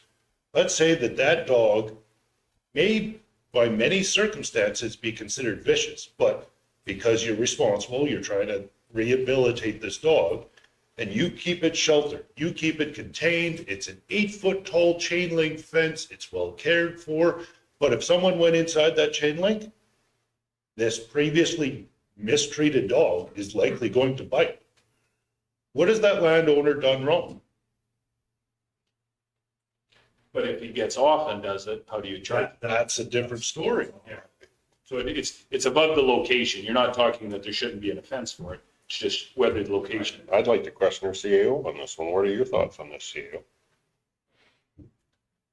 She's a softie. You can't ask her. All dogs are good. No, it is a rural, I don't, there's more in town maybe in a lot of cases but they have to beware of dog. What does that do? When we had issues before, we really challenged the animal control bylaw or the dog control bylaw at that time. And it was residents basically backdooring, or, you know, right on the boundaries of Stettler. And that's where the issues came from. The denser population, we have a lot of complaints in Erskine. And I think that's what it is, but out in the rural areas, we don't. So I don't know if you need to distinguish between urban and rural. Just to know, Mr. Chair, about that, to answer your question, when, in a previous life, my legal counsel did tell me that you should not put a beware of dog. Because if you know that there's a possibility, you can be liable. You are better not to leave that sign up. And if your dog does it, he's the sixth person he bit this year. I don't know who it was. Well, that you do still see a lot of those Yeah, signs. no, that's what I was told anyway. Counselor Gender. There's just one little wording on there, and instead of on the owner's property, it's off the owner's property. I think we've got it covered in other places. I'd like to see it bring it back with a little bit of a touch up. I agree with Mr. Stevens. It doesn't sound right, but I'm not sure we need to, it can't be completely taken out. Well, this bylaw needs some work anyway, especially with wild boars. Yeah, so it's our request to bring it back with the amendments for third reading. So for third reading with amendments, Counselor Stevens? Given what we've discussed, I'm comfortable moving it to second reading, and we will bring back an amended version for third reading. There is important stuff in here, and the nuisance is a legitimate gripe. I don't want to throw the baby with the bathwater, but I think 4.1 needs. Counselor Nyberg? Is there a timeline for the province to deal with their problem? Because I say their problem. I would hate for us to, because there is a timeline for us to deal with the bylaw too, right? Well, we can't just put this in suspension. Okay. Gregory? If I may, Mr. Reeve, discussions at the end of last week with Hannah McKenzie, wild boar specialist with Alberta Ag and Irrigation. She doesn't have a distinct timeline. However, it has been laid out that this is something that the government does wish to have completed this season, like this year. So she said, you know, extrapolate from that what you wish, but she says, I do feel that it'll be in the fall. So kind of like railway ties and that. That's the best I've got for you. Waiting on cars to arrive from Quebec or wherever they are. Hey, Counselor Stewart? And there's going to be more on this on the ASV meeting in June as well. So, Mr. Chair, I just don't want to let it lapse and we get into a very busy time. We're going into summer and then into the fall. We all know what that means for municipal elected officials. I just think this should be something as well. If we had a wholesale change on a bylaw, we would have to come back again and change it, right? Because if the majority of that sit here are not here going to third reading, we can't do that, correct? Well, I'm not sure if there's actually any limit there. Public hearing is what causes your issue, although I guess we did hold a public hearing. I can't remember the clause within the MGA directly. Ideally, I would like to bring this back with amendments to exclude wild boar from this bylaw. And then if we do proceed with wild boar provisions, do so in a new bylaw in the fall. That would be my preference, because then we can wrap this one up. If I remember right, it goes to the policy of you, if you sit here and you have not heard the public hearing, you cannot vote on it, right? So Mr. Grover going forward can't vote on this into the next one. So, which could be an effect if we didn't have a majority of people that heard the public hearing, we would not be able to push this forward. And unfortunately, I know a little bit about that. I've just got a question before we call this too, on this dog issue with barking especially. We're prepared for like enforcement and everything in the hamlets, because I'm sure there's not a hamlet that doesn't have an issue with a dog that barks at times. Yeah, and in fairness, provisions like that exist in the current bylaw as it's written to make a nuisance from barking an offense. And it does take up a good portion of our enforcement time, yes. Dogs at large do as well. Counselor Gender? So this continued on, and after the municipal election, only three, I'm just saying, possibly stay on here. Or does it have to be readdressed right from start again? And Andrew's suggesting the wild boar portion would go off for third reading. We'd address the dog portion in third reading. And then it would have to be readdressed if the province doesn't do something with the wild boar piece. And we would have to do a pre-public hearing, the whole thing. The whole thing would have to happen. Either way, if your scenario sits, that even if four of us, if Mr. Grover comes back and three others come back, Still couldn't vote on it. you still couldn't vote on it because you don't have the majority of council to vote on it. That being the fact that he wasn't here today could possibly have some issues. But I think that's the way to go forward is either way, we're going to have to have another public hearing on it. But we've got a motion for second hearing at the table with the suggestions from staff on that. Say that again, Andrew, then? It's what you laid out is accurate. If I had to look it up to see whether it was when a public hearing is required or when a public hearing is held. It is when a public hearing is held. Everybody had. So even though it was optional to have a public hearing, only those who were present to hear the public hearing may vote on it. Please give me that heads up for third reading. Okay, so we've got second reading, motion for second reading on the table. Call the question, all in favor? Carried. Okay, golf cart bylaw for second reading, bylaw 1742-25. Well, this one is mine as well. So following the suggestions from council at our first reading, we did reach out to our neighbors at the Summer Village of White Sands, and they have agreed that they would happily maintain our registration system for us in the same manner they're doing for their own residents. They indicated that they would prefer to just be able to collect a fee directly from our residents that are seeking a golf cart bylaw permit and charge the same amount, which is $80 per permit per year. So there are some changes to this bylaw to reflect that, which do need to be made prior to us sending it to transportation. And then they do, or sorry, it's not just transportation, it's the registrar. So it's not the ministerial approval as some other bylaws you're used to. It is a bit of a quicker turnaround time. It should be within 30 days.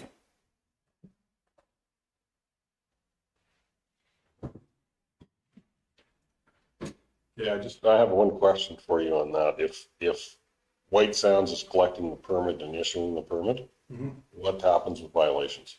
Who issues them, White Sands or County Stettler, or? We would still have to enforce the bylaw ourselves. It is just the permitting and reporting on the permitting that White Sands would be responsible for.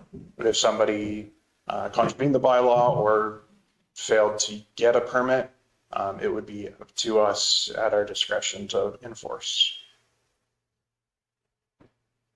Councilor Stevens? Did White Sands indicate how they were going to manage the registration? And earlier we had talked about like an online portal or an app. It would still be through their office. It would be manual. So manual, someone calls their office. Yeah, they set it up, they take the payment. They do have an online form submission, so you're able to put in all of the details online, but it's still issued manually by the person. So just how that works, so Thursday I go get my golf cart, I run down to White Sands, I get my permit, and on Sunday afternoon I'm driving along, but I forgot to put my sticker on, or didn't get my sticker, or my paper, whatever. We're throwing you in the lake. Okay, I'm okay with that because it's probably hot. There's no water, so I don't have to worry about it. So how do we deal with it? So our officer then writes a ticket and I say, yeah, come on, I've got registration. I just don't have it here. How do you confirm? So our bylaw actually does not have the requirement to display that. It will be given to display, so that if council wants to make that amendment, we can. But the license tag, which is, just a big sticker that's got a number and a year on it kind of thing, is not required to be affixed to the golf cart bylaw under ours, because we had originally developed it that it would be an all digital system. So again, Mr. Chair, then, so now scenario 2, I go down to White Sands, I write him a check on Thursday and I bounce the check, but I still have my paperwork and I get busted on Sunday. I mean, that's, if you've got the proof and the check, doesn't clear or does not clear until the next week. I mean, that's the same as anything. Okay, no, I wondered administratively how our officers are going to have access to the, I'm sure White Sands will keep us up to date with current lists. Yeah, actually, so Melissa went into great detail with me about how she's managing it, and they can just access the list of registered people online. okay, fair enough, then that's, A very great simple solution, which is basically an online spreadsheet that's protected, but and I know nothing about golf carts, but could I have 5 golf carts with 1 registration? no, you would need separate bins. But I mean, so you could check the bin, okay, fair enough. Counselor Gender and then Counselor Stevens. Just got a couple questions. Roshan Sands, are they on board with this? They are doing a similar program as well, yes. That, and then 21-2, when it connects the 2 subdivisions, should we be allowing that section of road also to build it so that they can travel back and forth between there? We would have to drastically change the speed limit.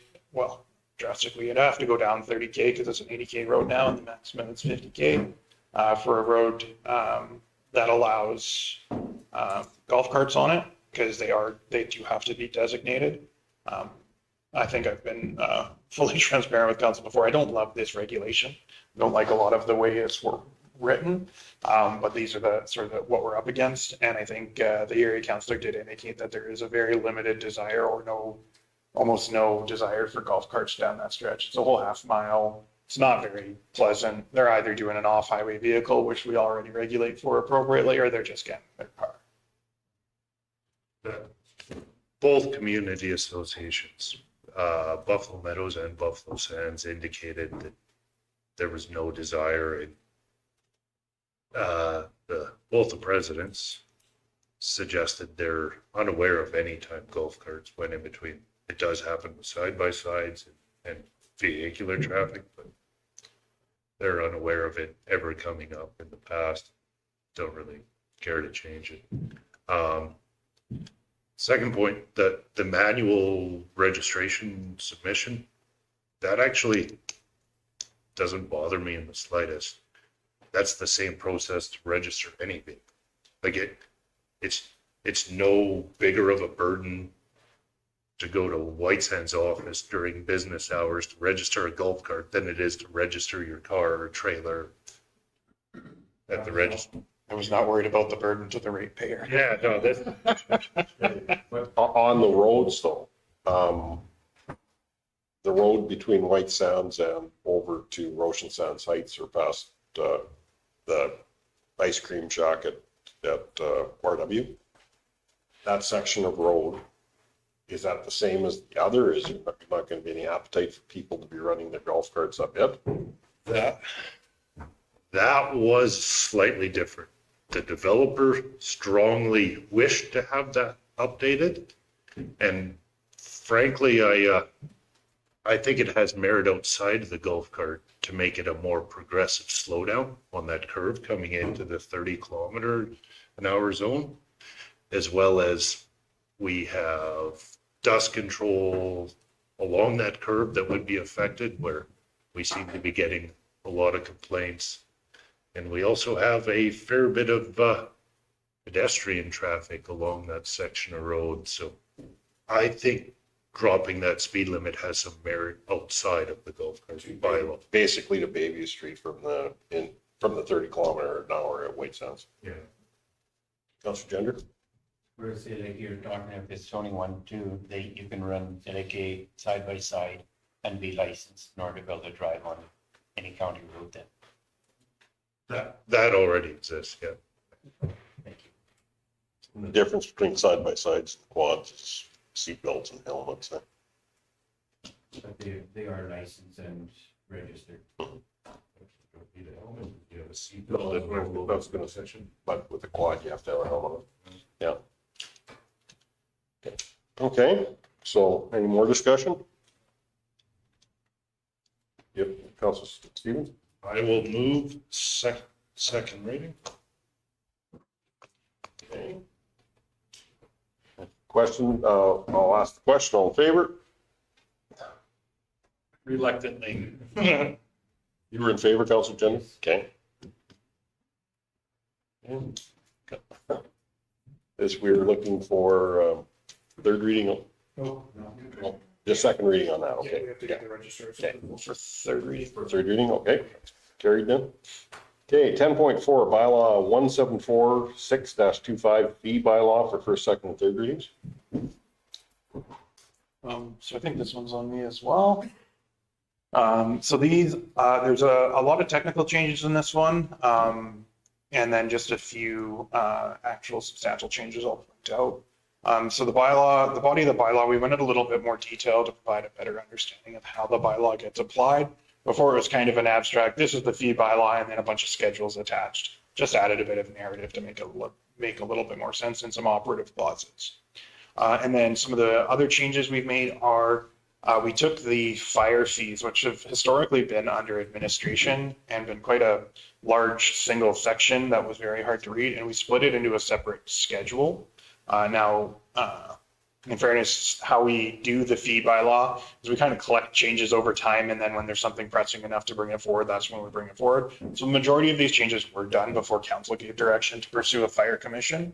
I do foresee that the schedule would be amended or delegated once the commission's providing fire services, but I still think it's probably worth adding this clarity in the meantime. We did have some recommendations from our fire manager to reconsider some of the fees. I think that's probably more appropriate in the context of the commission now. But this framework will apply well as a guideline for the commission as well.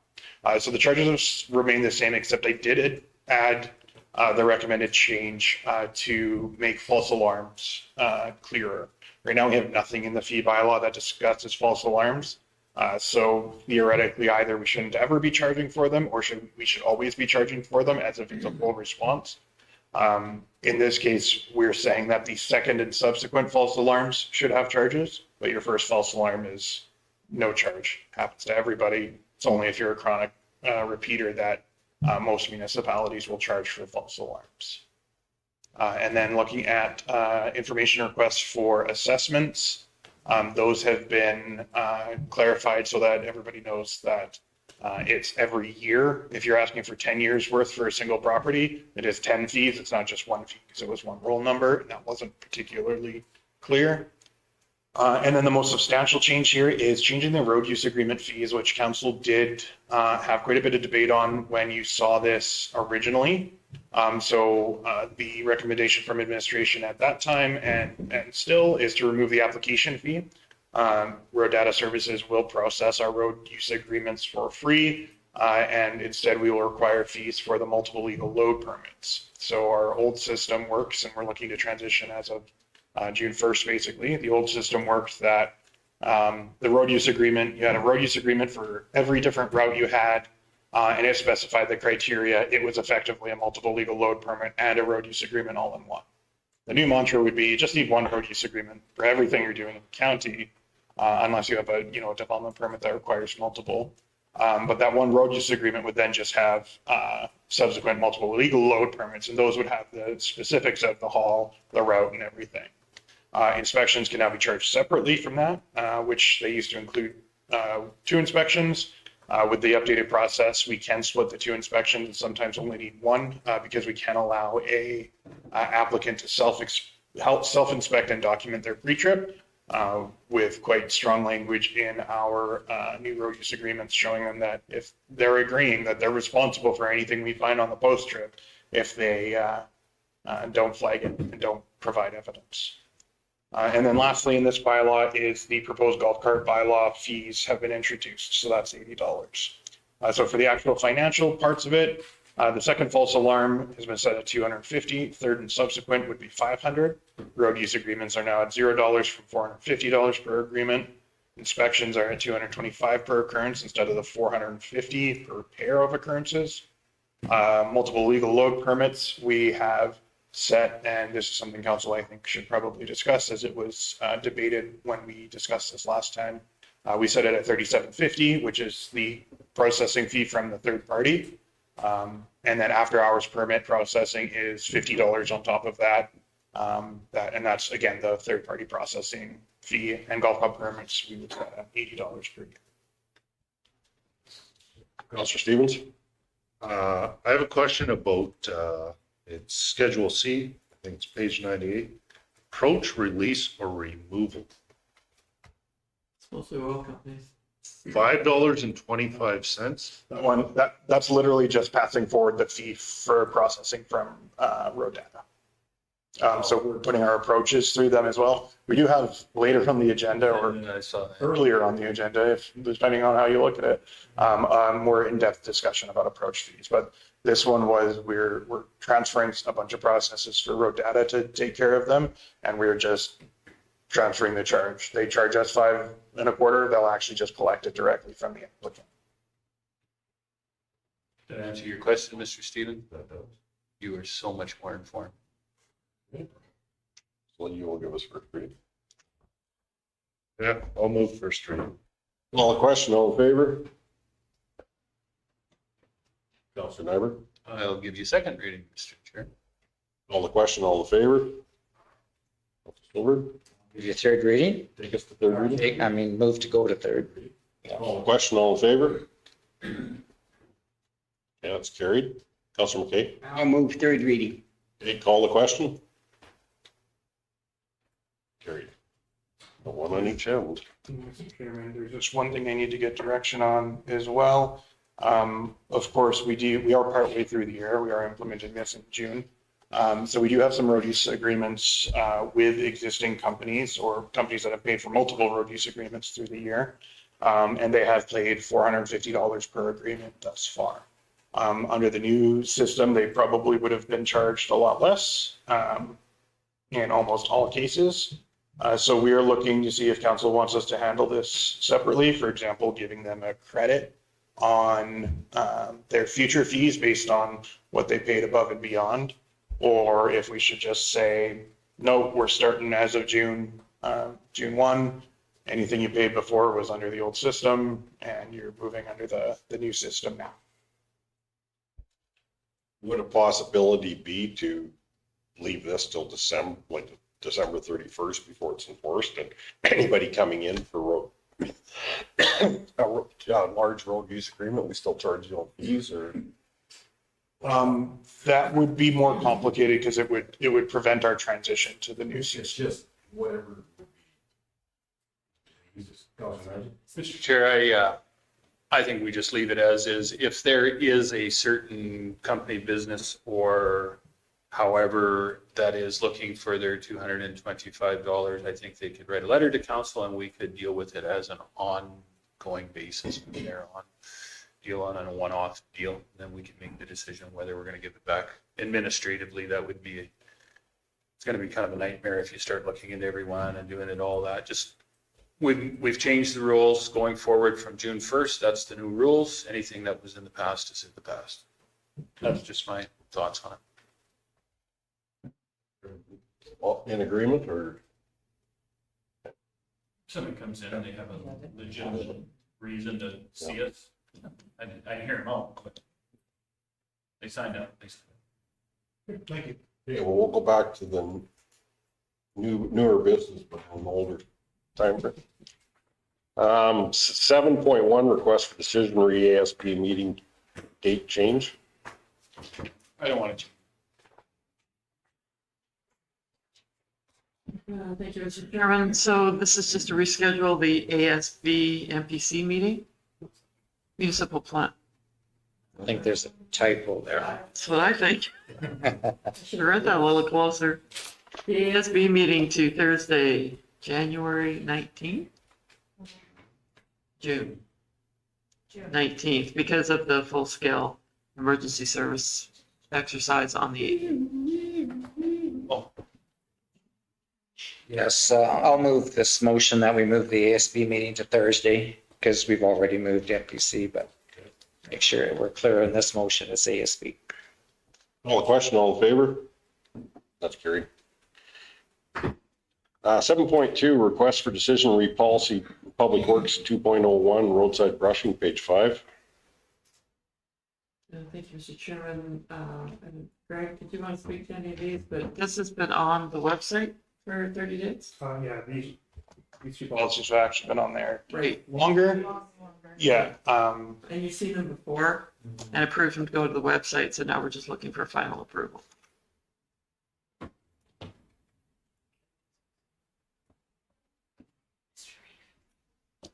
Yes, go ahead. Mr. Reeve, just to reiterate previous conversations, our direction we were traveling with this was to bring clarity to the policies that are held underneath agricultural services as well as public works.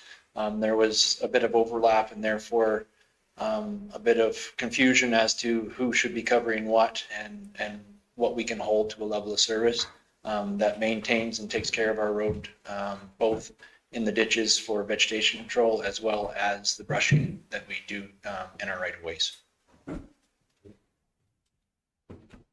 Council Stolberg, I'll make the motion, council approve policy PW 2.01 roadside brushing as presented. Council Gender, you have a question?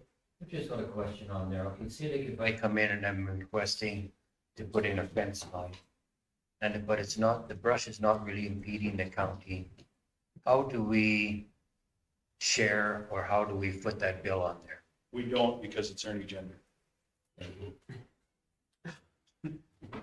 Well, we go out and inspect, and if they're doing it themselves, we'll contribute up to $1,000. If not, they want us to do it, then it would be put on the list and we would get to it when we get to $1,000 or $1,250? 1,000. But I'm just kind of wondering, okay, if it's only to benefit, say like the landowner themselves, why should the county be footing the bill for something like that? We've got other projects that are priorities. I guess if I may, Mr. Reeve, through to Councillor Gender, the situations and the locations are infinite when we start looking at brushing control. Lots of times, depending on road construction, previous road construction or up-to-date road construction, the slope of our ditches, et cetera, and the overall road width, if we're working with a 66 foot, or if we're looking at that we have right away to a 99, all those things have to be taken into account. If there are trees that are specifically on ratepayer property or private property, there still may be reasons that it would benefit the county of Stettler to work with that ratepayer and having those trees brushed. And if they're willing to do that and we can work with them on that, lots of times there are opportunities for us to work with the ratepayers for the benefit of both parties. I think anytime you get a tree out of a ditch, it's probably assists with maintaining the road integrity. And I just find that we have such a list that we could go on and on, like on what we've got ahead of us. But if someone starts wanting to be on the list just because of the convenience, I find that there should also be maybe a splitting or some cost sharing on something like that. And if I may continue with Mr. Reeve through to Councillor Gender, in these policies, it does state that there is a priority level rating that's associated with these projects. So we do look at certain parameters that will allow for priorities to be given to projects. So safety concerns, sight lines, intersections, things like that, for projects that the county would handle specifically, will have a priority level rating on them. So we would be able to then at that point in time, assess a priority level to it, and it would be dealt with accordingly as to the other projects that we have in our own. Thank you very much. Yeah. We have a motion on the table. Call the question. All in favor? That would be carried. 7.3, request for decision re policy AG 3.02 vegetation control, page 17. Thank you, Mr. Chairman. This is the same thing. We're just looking for final approval.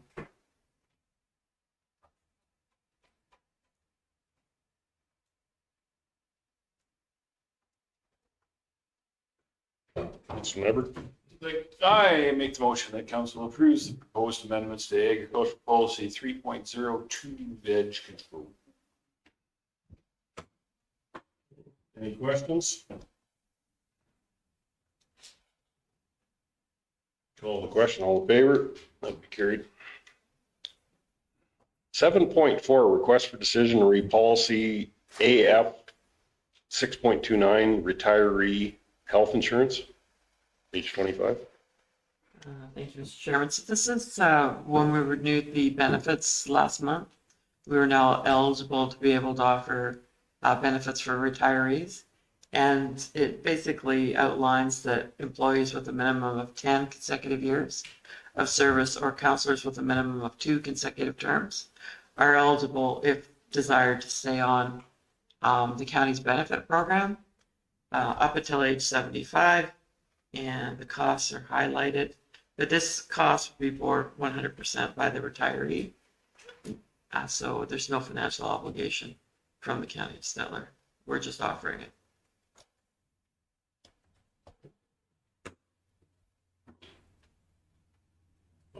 That also with this, you had earlier when you had counselors or people over a certain age, did you have to find different insurance?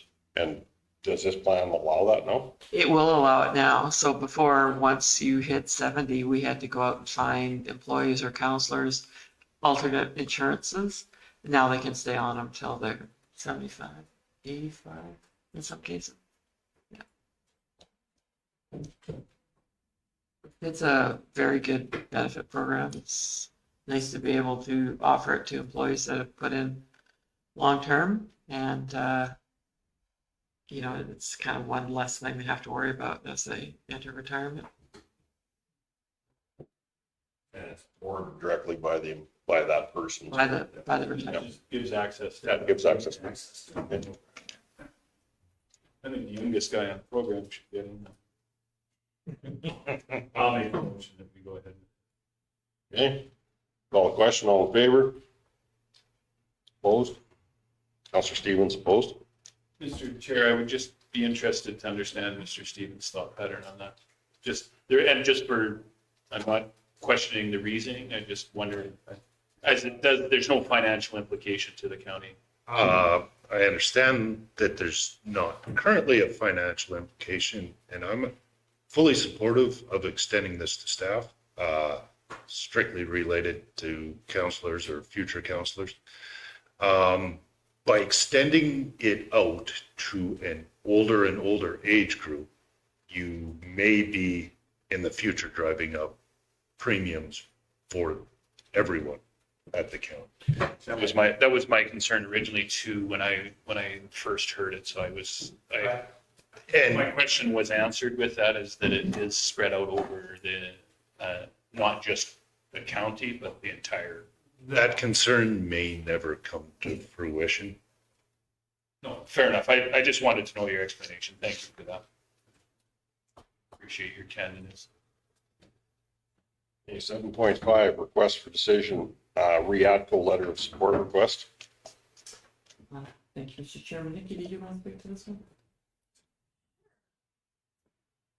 Echo Energy is seeking a letter of support in regards to. Oh, sorry. Yeah, your mic, please. That's not like me. Waving it in front of you. The Atco Energy Systems is installing the transmission lines. I'm sorry, I'm not really caught up with this one. I just know they wanted a letter. And they're looking for a letter of support to support their 2025 to 2027 transmission capital maintenance program in regards to the new installation. I know this is their existing stuff. In regards to their existing lines. They've been doing a bunch of that in the southern part of the county, where they've been going in and changing out lines, making improvements. And they want to continue on, but they need approval from the AUC. So they're looking for our support. We haven't had any issues. They enter into road use agreements with us. They meet with Greg and Justin prior to going out. I think it's working. Mr. Chairman, this one will sound very selfish, but I'm 100% behind this, because if they improve the lines, the linear tax will go up and we'll make more money. So I would love to make the motion. Okay, and I have a question on that. Does that almost also mean that part of their capital spend project will increase our transmission costs on power? Probably. So that's a. Or distribution. Part of this is wildfire risk. Their fire mesh and composite arms and that sort of thing. Are they suggesting that if a transformer were to short out, It wouldn't be an act of God? it wouldn't be an act of God, that at some point it may be maintenance or infrastructure related? No, I think they're suggesting that they want to protect their infrastructure against other wildfires. Sorry. Against active. I would make the counter argument that if you've never had an incident that was your fault, why would you increase maintenance in your infrastructure? Because they're not. If I have a track record across the entire province that extend to hundreds of thousands of kilometers of distribution lines, and we have never once had a fire incident that we caused, corporately, I'm suggesting we probably don't need to invest money in this. And I think you're looking at it the opposite from the way they are. They've lost a bunch of infrastructure to other people's fires, and they're trying to protect their infrastructure against it. They're protecting their infrastructure. And Mr. Stevens, I think you have to understand a little bit of the nature of how their business works. Because I think they do put in a capital investment and then they actually invest more money, they make more money. It's kind of an odd business structure that they had. I sometimes wish I had that in my business, but I don't. I don't want to sound entirely negative. They do a lot of great things for our community and other communities around. And I will add that their brushing work has been fantastic from what I've seen. Does anybody know where the chipper is? Because I've been waiting for it for 3 weeks. There's trees everywhere. And they haven't brought the chipper back in. But It's down for maintenance. It's probably brutal. where the phones are ringing off here and I drive in my yard and there's trees everywhere. Councilor Gender, you had your hand up? Yes, bullet number 2, like, what is this low-cost rubberized steel mesh? What I see doesn't burn. They wrap it around the bottom of the poles, and I think it's mostly because of the wildfires at that. It's been any pictures I've seen on TV, that's where the poles burn or off at the bottom and they kind of lean over. That's so, I mean, how is a rubberized supposed to, how is it supposed to protect the pole when we're at burn? I think it's supposed to keep the, what do you call it, away, the vegetated matter, I think, Ernie. Keep the grass from getting around the bottom of the pole. I don't necessarily think that it's there to stop the fire. I think it stops the grass, which then stops the fire. Or the flash fire. Or the fire actually getting to the bottom of the pole, right? Yeah. By taking away the source of fire or source of fuel from the fire, that ends up stopping it from hitting the pole. But rubber tends to burn. Yeah, it's gonna get pretty hot. Dry grass burns very quick. Because what's the difference between the rubberized on there or the pole itself that's only creosote? Because it doesn't ever catch there. It kills the grass that catches it on fire. So that's my understanding. I don't know for sure. That could be a question back to APCO, but I mean, that's. I can see one of the trucks, pull them over and have that conversation. You can see like if they wrapped it in, say like a tin or some metal, that would be more cost effective, but if they feel that's good. I imagine, Propose that to them and make some money. imagine they've tested it though. That might be an assumption, but I think it's safe. Okay, we had a motion on the table. Councilor Nyberg, I'll call the question. All in favor? Carried. 7.6, request for decision, re-television filming request. Thank you, Mr. Chairman. So Nikki, this is the one I should have asked you to speak to, sorry. This is a request we received last week from a Little Late Films, offering the County of Stettler an opportunity to be featured in an episode of their new production entitled 72 Hours to Survive. They're looking for a support through advertising, where they will have some advertising opportunity and Little Late Films is going to be shot in Alberta. Some other sponsors that have committed already are Big Lakes County, County of Woodlands, Barrhead, Greenview, and they just reached out to us, and I said I would bring it before council.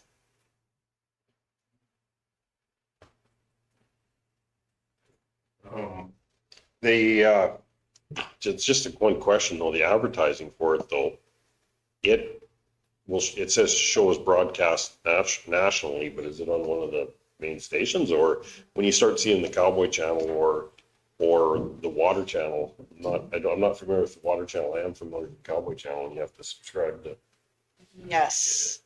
It's certified as being Canadian by the Canadian Radio, Television, and Telecommunications Commission, but it is broadcast on Wild TV Plus, which is available worldwide, and they have 14,000 television episodes already on Wild TV. So I don't know if you're familiar with that at all.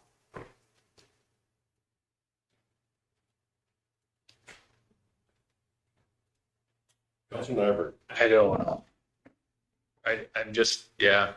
This is one of those ones where I do see there's an economic development, and we don't do a lot with economic development.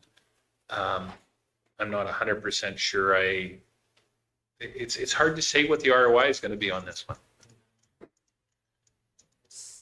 Councilor Stillberg? Yeah, I think it's worth looking at, and because if you, all you need is to showcase the county, you could get future films and the spin-off revenues for the community. And also in our ad, we can put in our ad what we want to. So, I mean, if you can have something that encourages more people to come here that just through watching the show, or even, I think it'd be good to throw a hamlet like Erskine or something in it too, that, you know, that they can live here too. You know, I think if you got some time to work with. I think it's a good deal because You are such a politician. I recently heard too that Alberta has surpassed BC in film, in the film industry. So they're looking here now. And Nikki, there was two different costs. What was, I don't know if I read far enough. Just the length of the commercial, Yeah. whether it be a 15 or a 30-second commercial. So they're filming it in the county at either level? It's just the length of the Correct. commercial included in that episode? Correct, yes. So, Mr. Chair, to get this moving so we're not here all night, I will make the motion to go with the option A and to take it out of the Rural Development Fund. And then at least we can move it forward. Mr. Gender? Well, we specified that it is in the rural. The Wild Channel, I think, is going to be a pretty good indication where they want to be. 72 hours to survive in West Stettler Park. I was in downtown Edmonton yesterday. I'd rather survive. Okay, 100% there's some truth, but Stettler is not downtown Edmonton. Believe me. I would rather survive a wild like Youngstown than out in downtown. Better chance of surviving. Okay, we have a motion on the table. Call the question. All in favor? That's carried. 7.7, request for decision, award contract pre-qualification, page 33 of the package. Thank you, Mr. Chairman. Justin, did you want to speak to this? I can speak to it. Yeah, hot topic this morning on engineering. Oh, he is listening. Sure was, yeah. So yeah, we're just seeking council approval today to move forward with a standing offer agreement for 3 engineering firms listed in front of you. These 3 firms would generally provide consulting services on an as-needed basis moving forward. So this would fill a level of service gap that we've been seeing kind of since I've started, and a recurring need to engage in consulting work when we need it. So county administration's gone through a long process to score and award proposals. The 10 firms listed in front of you, we used 3 staff to complete this process. This process has been widely used across Canada. It's compliant with interprovincial and federal trade agreements. Generally, in short terms, we did it in a 2-stage process. We looked at some mandatory requirements and then we did a technical evaluation. So essentially the service agreement would be like a contract-like arrangement that allows county to purchase goods or services or need, design work done. We would have a qualified list of engineers to do so. So just looking for council approval today on that. Councilor Silver and then Councilor Steven, or Councilor Lyman from. Yeah. Well, I will make the motion for staff recommendation number 1, that for the agreements. You have a question? Yeah, I do actually. So without naming names, there's one of the engineering firms that are on there that I think we've had problems with in the past.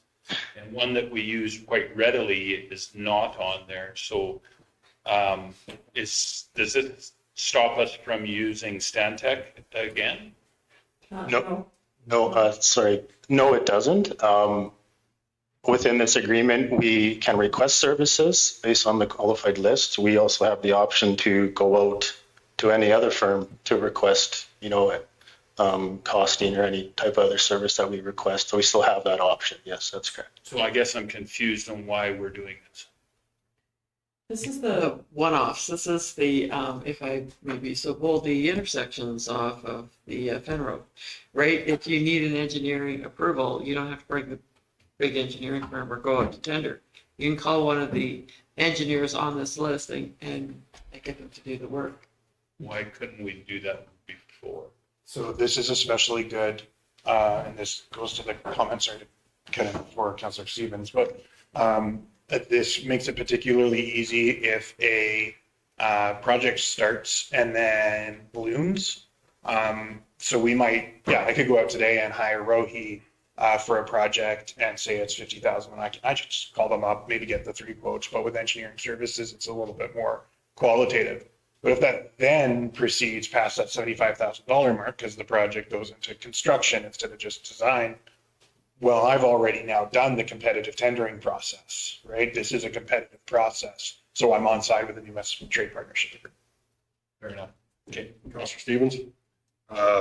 Accomplishes multiple goals. By doing this, it makes them be competitive when they submit rates. Whereas if we wait for an individual project to come up and you reach out to one engineering firm solely, you're not as competitive of a process. And I get our procurement policy under a certain amount, we could go to single source, but this puts all of them in a competition. So when they submit their rates, it is a competitive process. B, I like the idea of not being beholden to one firm and one firm only. And we may find that one of these others may be performing very well. And we could look at giving them other work. And the third part is it very much streamlines the process because they're pre-qualified. They went through the tender process to submit rates. We don't have to duplicate that process when a project needs to be dealt with right now. Yeah, that's, I picked that up. That makes sense to me. Any other questions? Councilor Stevens? Oh, we're good to call the question. I think. Yeah, I think it's. Okay, call the question, all in favor?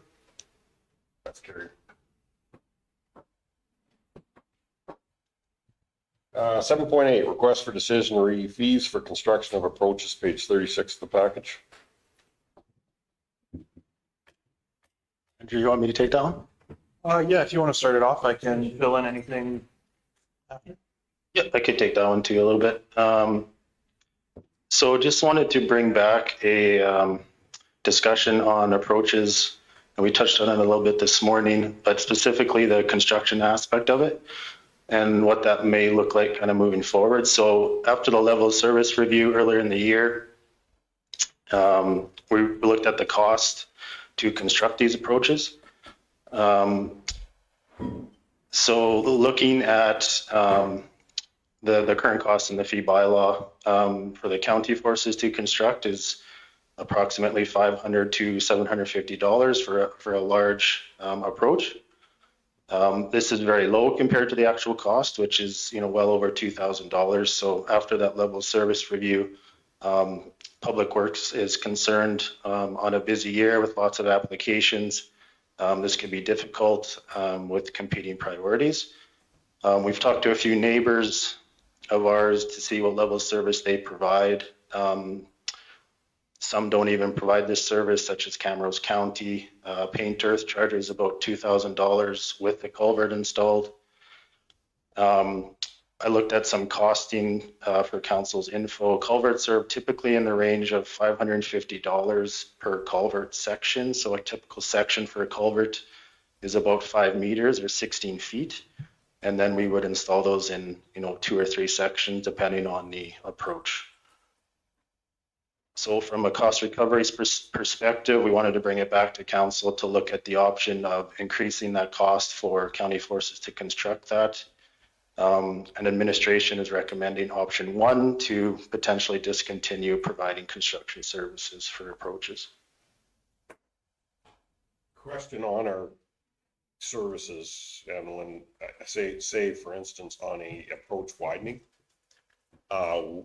do we, and if it didn't need a culvert, then it's the dirt and packing, etc. Is part of that gravel or not? Like when part of our service, was it to gravel that approach also, or is it?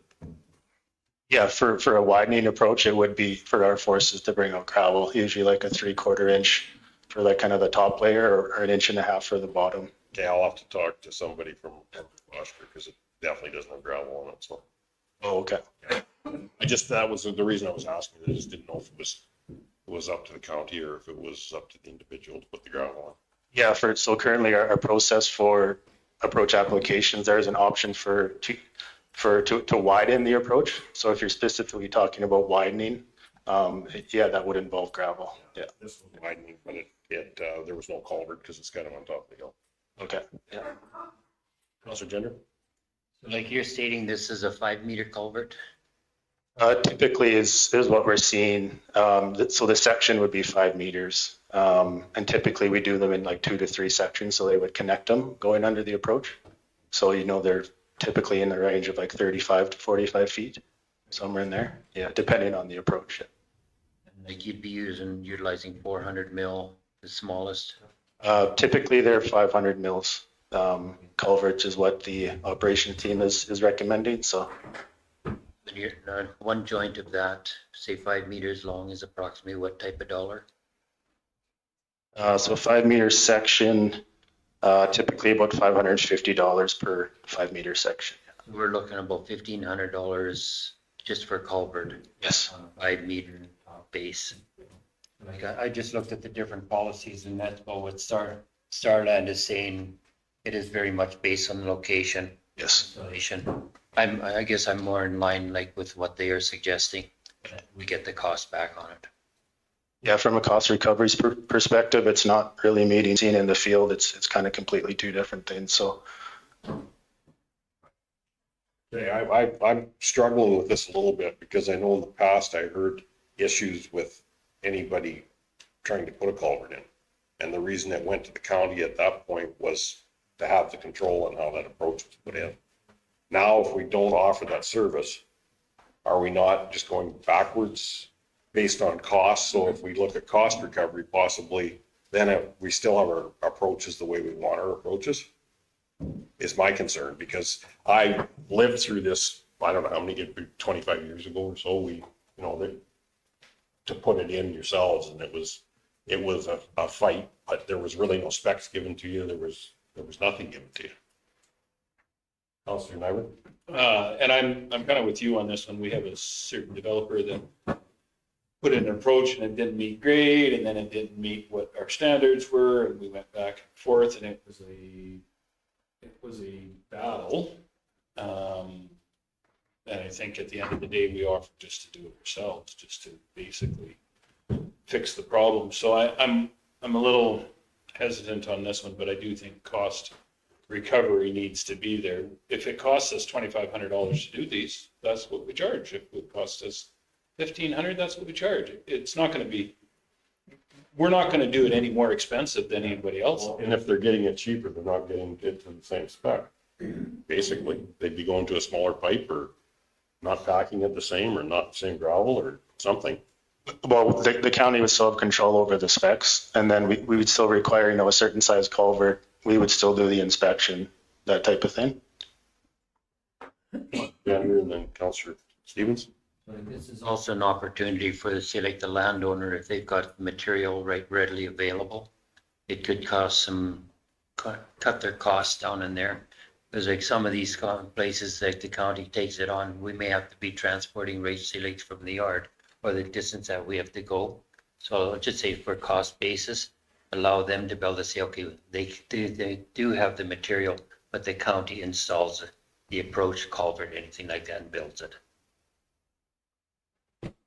Okay, that's, maybe hold that question if you can until we have Councillor Stevens.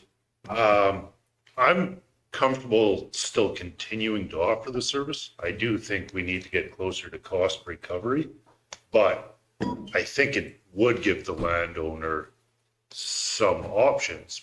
We have a number of landowners that have either access to or own the exact same equipment that we would be installing this for. So I mean, leaving, if they feel the cost is too high and they have a 290 hoe in their yard and want to use that,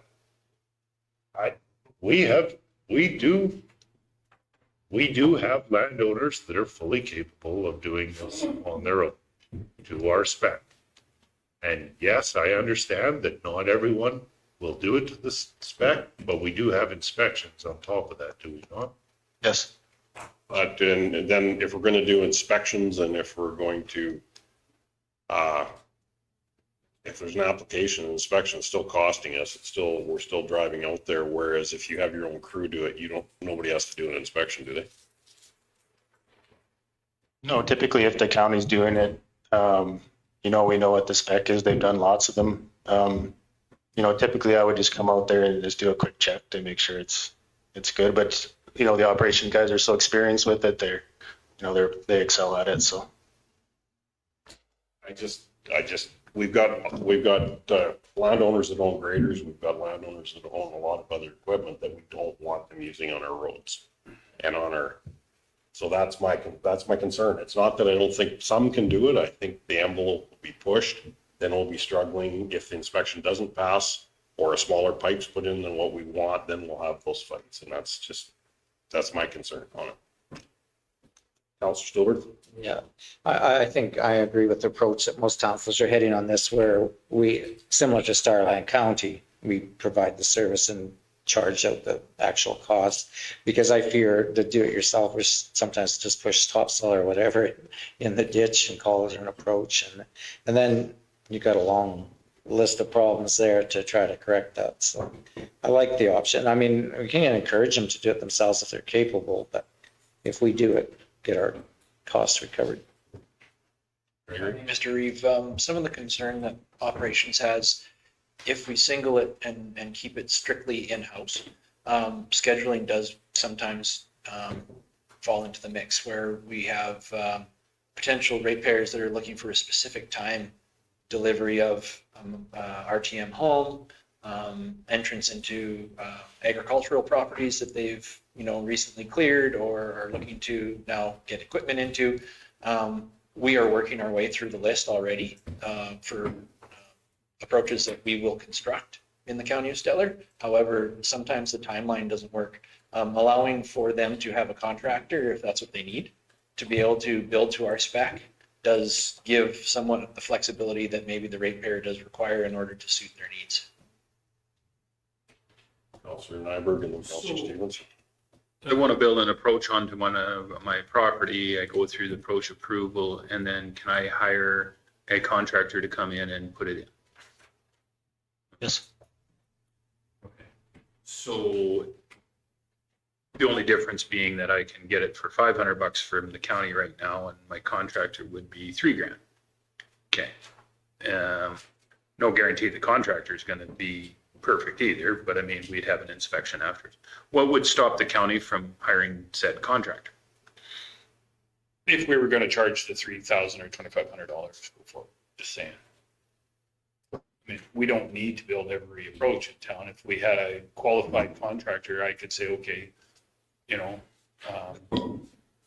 this backhoe will go out there and fix that up and take your care of it, right?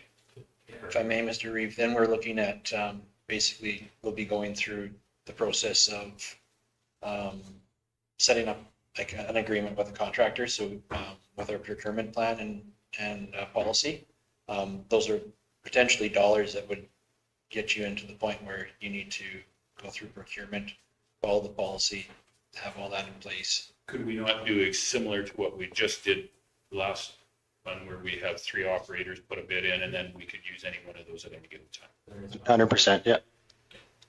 Councilor Stevens? Good. Okay, any other questions or concerns, or Councilor McKay? I'll move that, we go ahead with,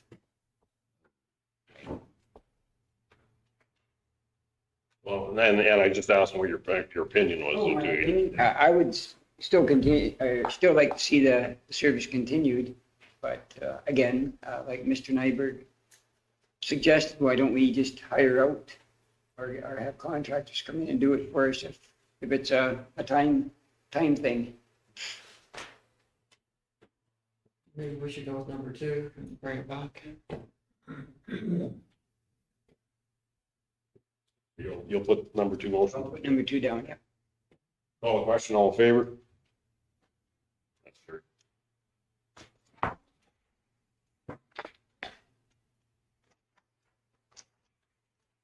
7.1, request for decision, reposition recruitment policy and agreement.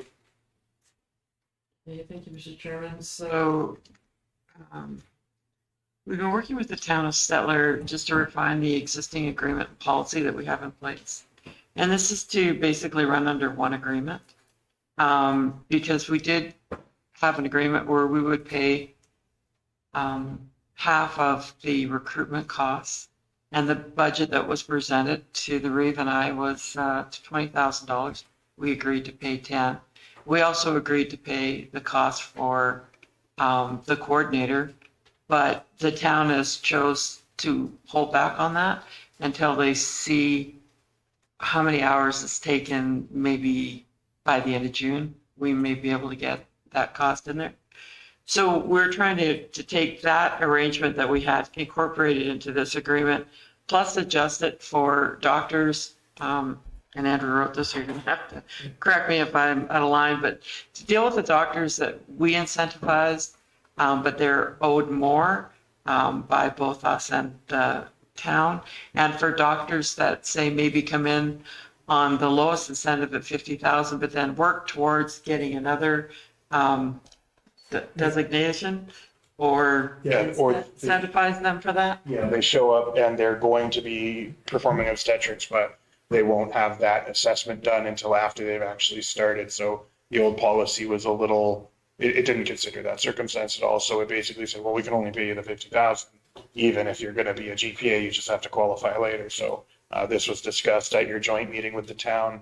And both councils agreed that that was silly and an update to the policy was necessitated. So that's where you see the policy changes, is to deal with those 2 classes, the supplemental and the top up, basically, or previously compensated. And then the agreement includes both of those, basically reflects the policy changes, as well as speaks a little bit more to the actual attraction portion of the program, which previously we had sort of tried to keep separate. But in this case, we've now brought it in. And so that's different from when you last saw this policy. The policy hasn't changed since you last saw it. We just made sure the town was good with that, but the agreement has changed a little bit, just to denote that shared attraction expense. I think the town has presented this to their council. Yeah, we're not 100% sure, but we think they have, and we think that it went through, but hopefully we'll get clarification. Just a question on the financial with the 7 doctors. Was that in the old plan and is that where it's at, or is it? That was actually from the old RFD even, so that's what we had kind of originally anticipated, and we're up to 6 already. And there's 2 more that we've advertised for. Yeah, so, add, So that to me, we take you to 8. yeah, that would be the only change I would say is that it will be more than 7, I would hope. It's certainly been more successful than I anticipated, which is a great problem to have.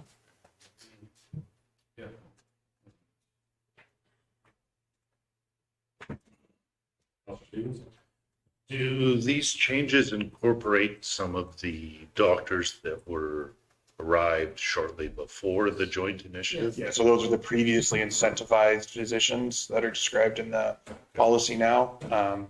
So they have to want it because it does involve a new time commitment.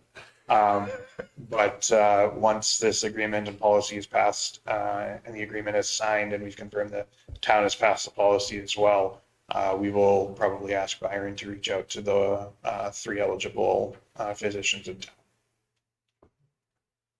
Okay, so for us to pass this, should we be confirming that number of doctors or is that? Oh, that's just a background piece of information. That's not in any of the. I just wanted to make sure it wasn't binding to us in any way with our partners. Councilor Nyberg? It's just that at the end under 2, the agreement that the council authorizes the county of Stettler to enter into an amended agreement. I don't know if the Reeve and the chief administrator offers there is. That is typically how we word the motions for an agreement, because it's the county does it, but you need 2 people, or you need 1 or 2 people to execute the document. And so that's council authorizing those 2 to enter into that agreement. Okay, I just wondered if it was a case that 1 of the 2 were not able to make it. Would it be Andrew and our deputy? Yes, that would- and that's in the, An alternate. I'm just wondering why you wouldn't use the county. That's all the agreements, even the ones from the provincial government are coming up like this now. Yeah. I just, when you do it individually, you may end up. But we always have delegates, so they take. Council Stillberg? I'll move staff recommendation for 1A and 2A. Call the question, all in favor? And that's carried. Sign it quick, you Yeah, you betcha. Okay, consent agenda items. 11.1 Drumheller RCMP re 2024 Q4 quarterly report.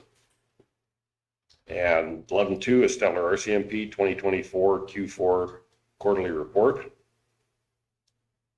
And 11.3 is Office of the Minister of Transportation, Economic Corridor, Strategic Transportation Infrastructure Programming Funding, and that was for culvert, a bridge For a report. bridge out by Gadsby. Mr. Reeve, if you want further clarification, it's for actually the culvert structure that's underneath the 17 Weimar Road, right at the corner, running east and west. This is for that one? Yes. Okay. Mr. Chairman, just a quick question on that. If we did it cheaper, can we use it, that extra fund somewhere else? That question's been asked before. They should incentivize us to figure out how we can. Always no. And it's always that you forget that you've asked that question, you ask it again, and it's no the second time too, Jim. So, I've been there when we asked the question. hey, is there any other questions on the RCMP reports or on that? Somebody, Councilor Stevens? I'll move that we receive for information. Okay. Call the question, all in favor? And then our next topic is to move back into camera for section 12. Mr. Chairman, do we want to discuss amendment to the bylaw that we had the in camera this morning? Okay. Yeah, fair enough then. I just wanted to know if we had enough discussion that we would move forward with it or not. Okay. So if we have a motion to move in camera, Councilor McKay, call the question. All in favor? I need to take this very quick.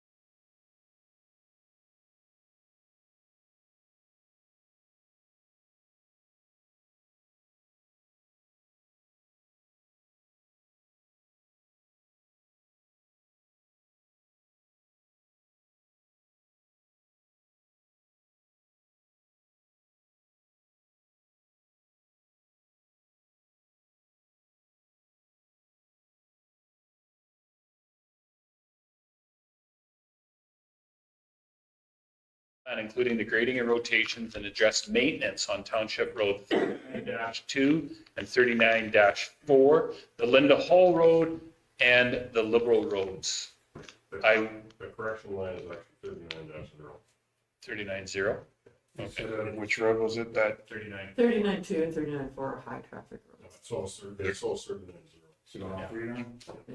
I mean, they're basically, if we were to call them ring roads, With that, I'd like to add to that too, with the schedule to be brought back to council for approval. And bring back. And bring back a schedule to be, what's that? Do we need 39.4? They're all are busy roads, a lot of out of county traffic that come across on them. It's in one certain area, but that's okay. We're really pounding on them like when we've got this much road, but. Yeah, no, I hear you. But when they get into shape, that's your. Including the grading schedule to address the maintenance, to be brought back and approved by council. We've got to bring back earlier on. Does that work for you? I think brought back and approved, I'd like in there. so you want it at the June 11th council meeting? We got any, the sooner the better. Because we don't have any other meetings held then. Yeah. But hopefully we can, maybe we can send it out in an email. If you guys will answer your emails, then we can go forward and try to implement it and then approve it at the June 11th meeting. I don't think you need our approval to start it. to start it. It's just that it on a go forward. The reason I'm asking for that is if we have it down in writing, Yeah. then as council, we can say, did this X happen, right? If you're willing, I think you should remove our approval portion, because them bringing back a plan presents the schedule and what's going to be done. But if we don't. But we're flirting with that line if it requires our approval on how many days it needs to happen, et cetera. We're walking a very tight rope there. What do you mean, that they can't do anything? Or that we're directing administration too heavily? If you say that you want them to bring back a plan for our approval, then they cannot work on that plan until we approve it. If you feel that these roads need increased maintenance, Okay. No, I hear what you're saying, yeah. instruct administration to look at these, evaluate, and bring back corrective actions. They will notify us, Yvette notifies No, us. I'm down with what you're saying there, yeah, that makes sense. Just to stop, just so that they can get at it. You've written down the way. Yeah, it's right here. Okay. So that makes sense. Hey, call the question, or your Councilor Jenner? Okay, but I'm just kind of wondering, okay, if no one within Public Works is willing or knows how to attack these concerns. That's up to the plan, Ernie. They're gonna bring back a plan and we're gonna look at it. They're gonna start on it. Maybe we'll have some success before we even get to the June 11th. Hopefully we do. And if we're not seeing success, then we can definitely have a conversation about what needs to change. We need to do something. Not doing anything doesn't cut it. We need to do something. We need to do it immediately. But we definitely need to have a plan on a go forward basis so that we don't get in this again. So that's what I'm trying to do here. So the Linda Hall Road is, so the one we have the biggest problems with is east of 56. Are you talking west of 835 too? No, I'm talking east of 56. that. My apologies. Yeah. So, yeah. And if that includes the schedule of when they're going to get gravel, et cetera, whatever works. If there's funding that needs to come in, that's all that has to be. Yeah. The Collins gravel's been working out where we have laid it. It's been pretty good. Okay. All question, all in favor? Let's leave everybody's hand was up. Did anybody object? No, you're good. Okay, our next meeting is Wednesday, June 11th, 2025. And then motion for adjournment, Councilor Stevens. All in favor? Thank you.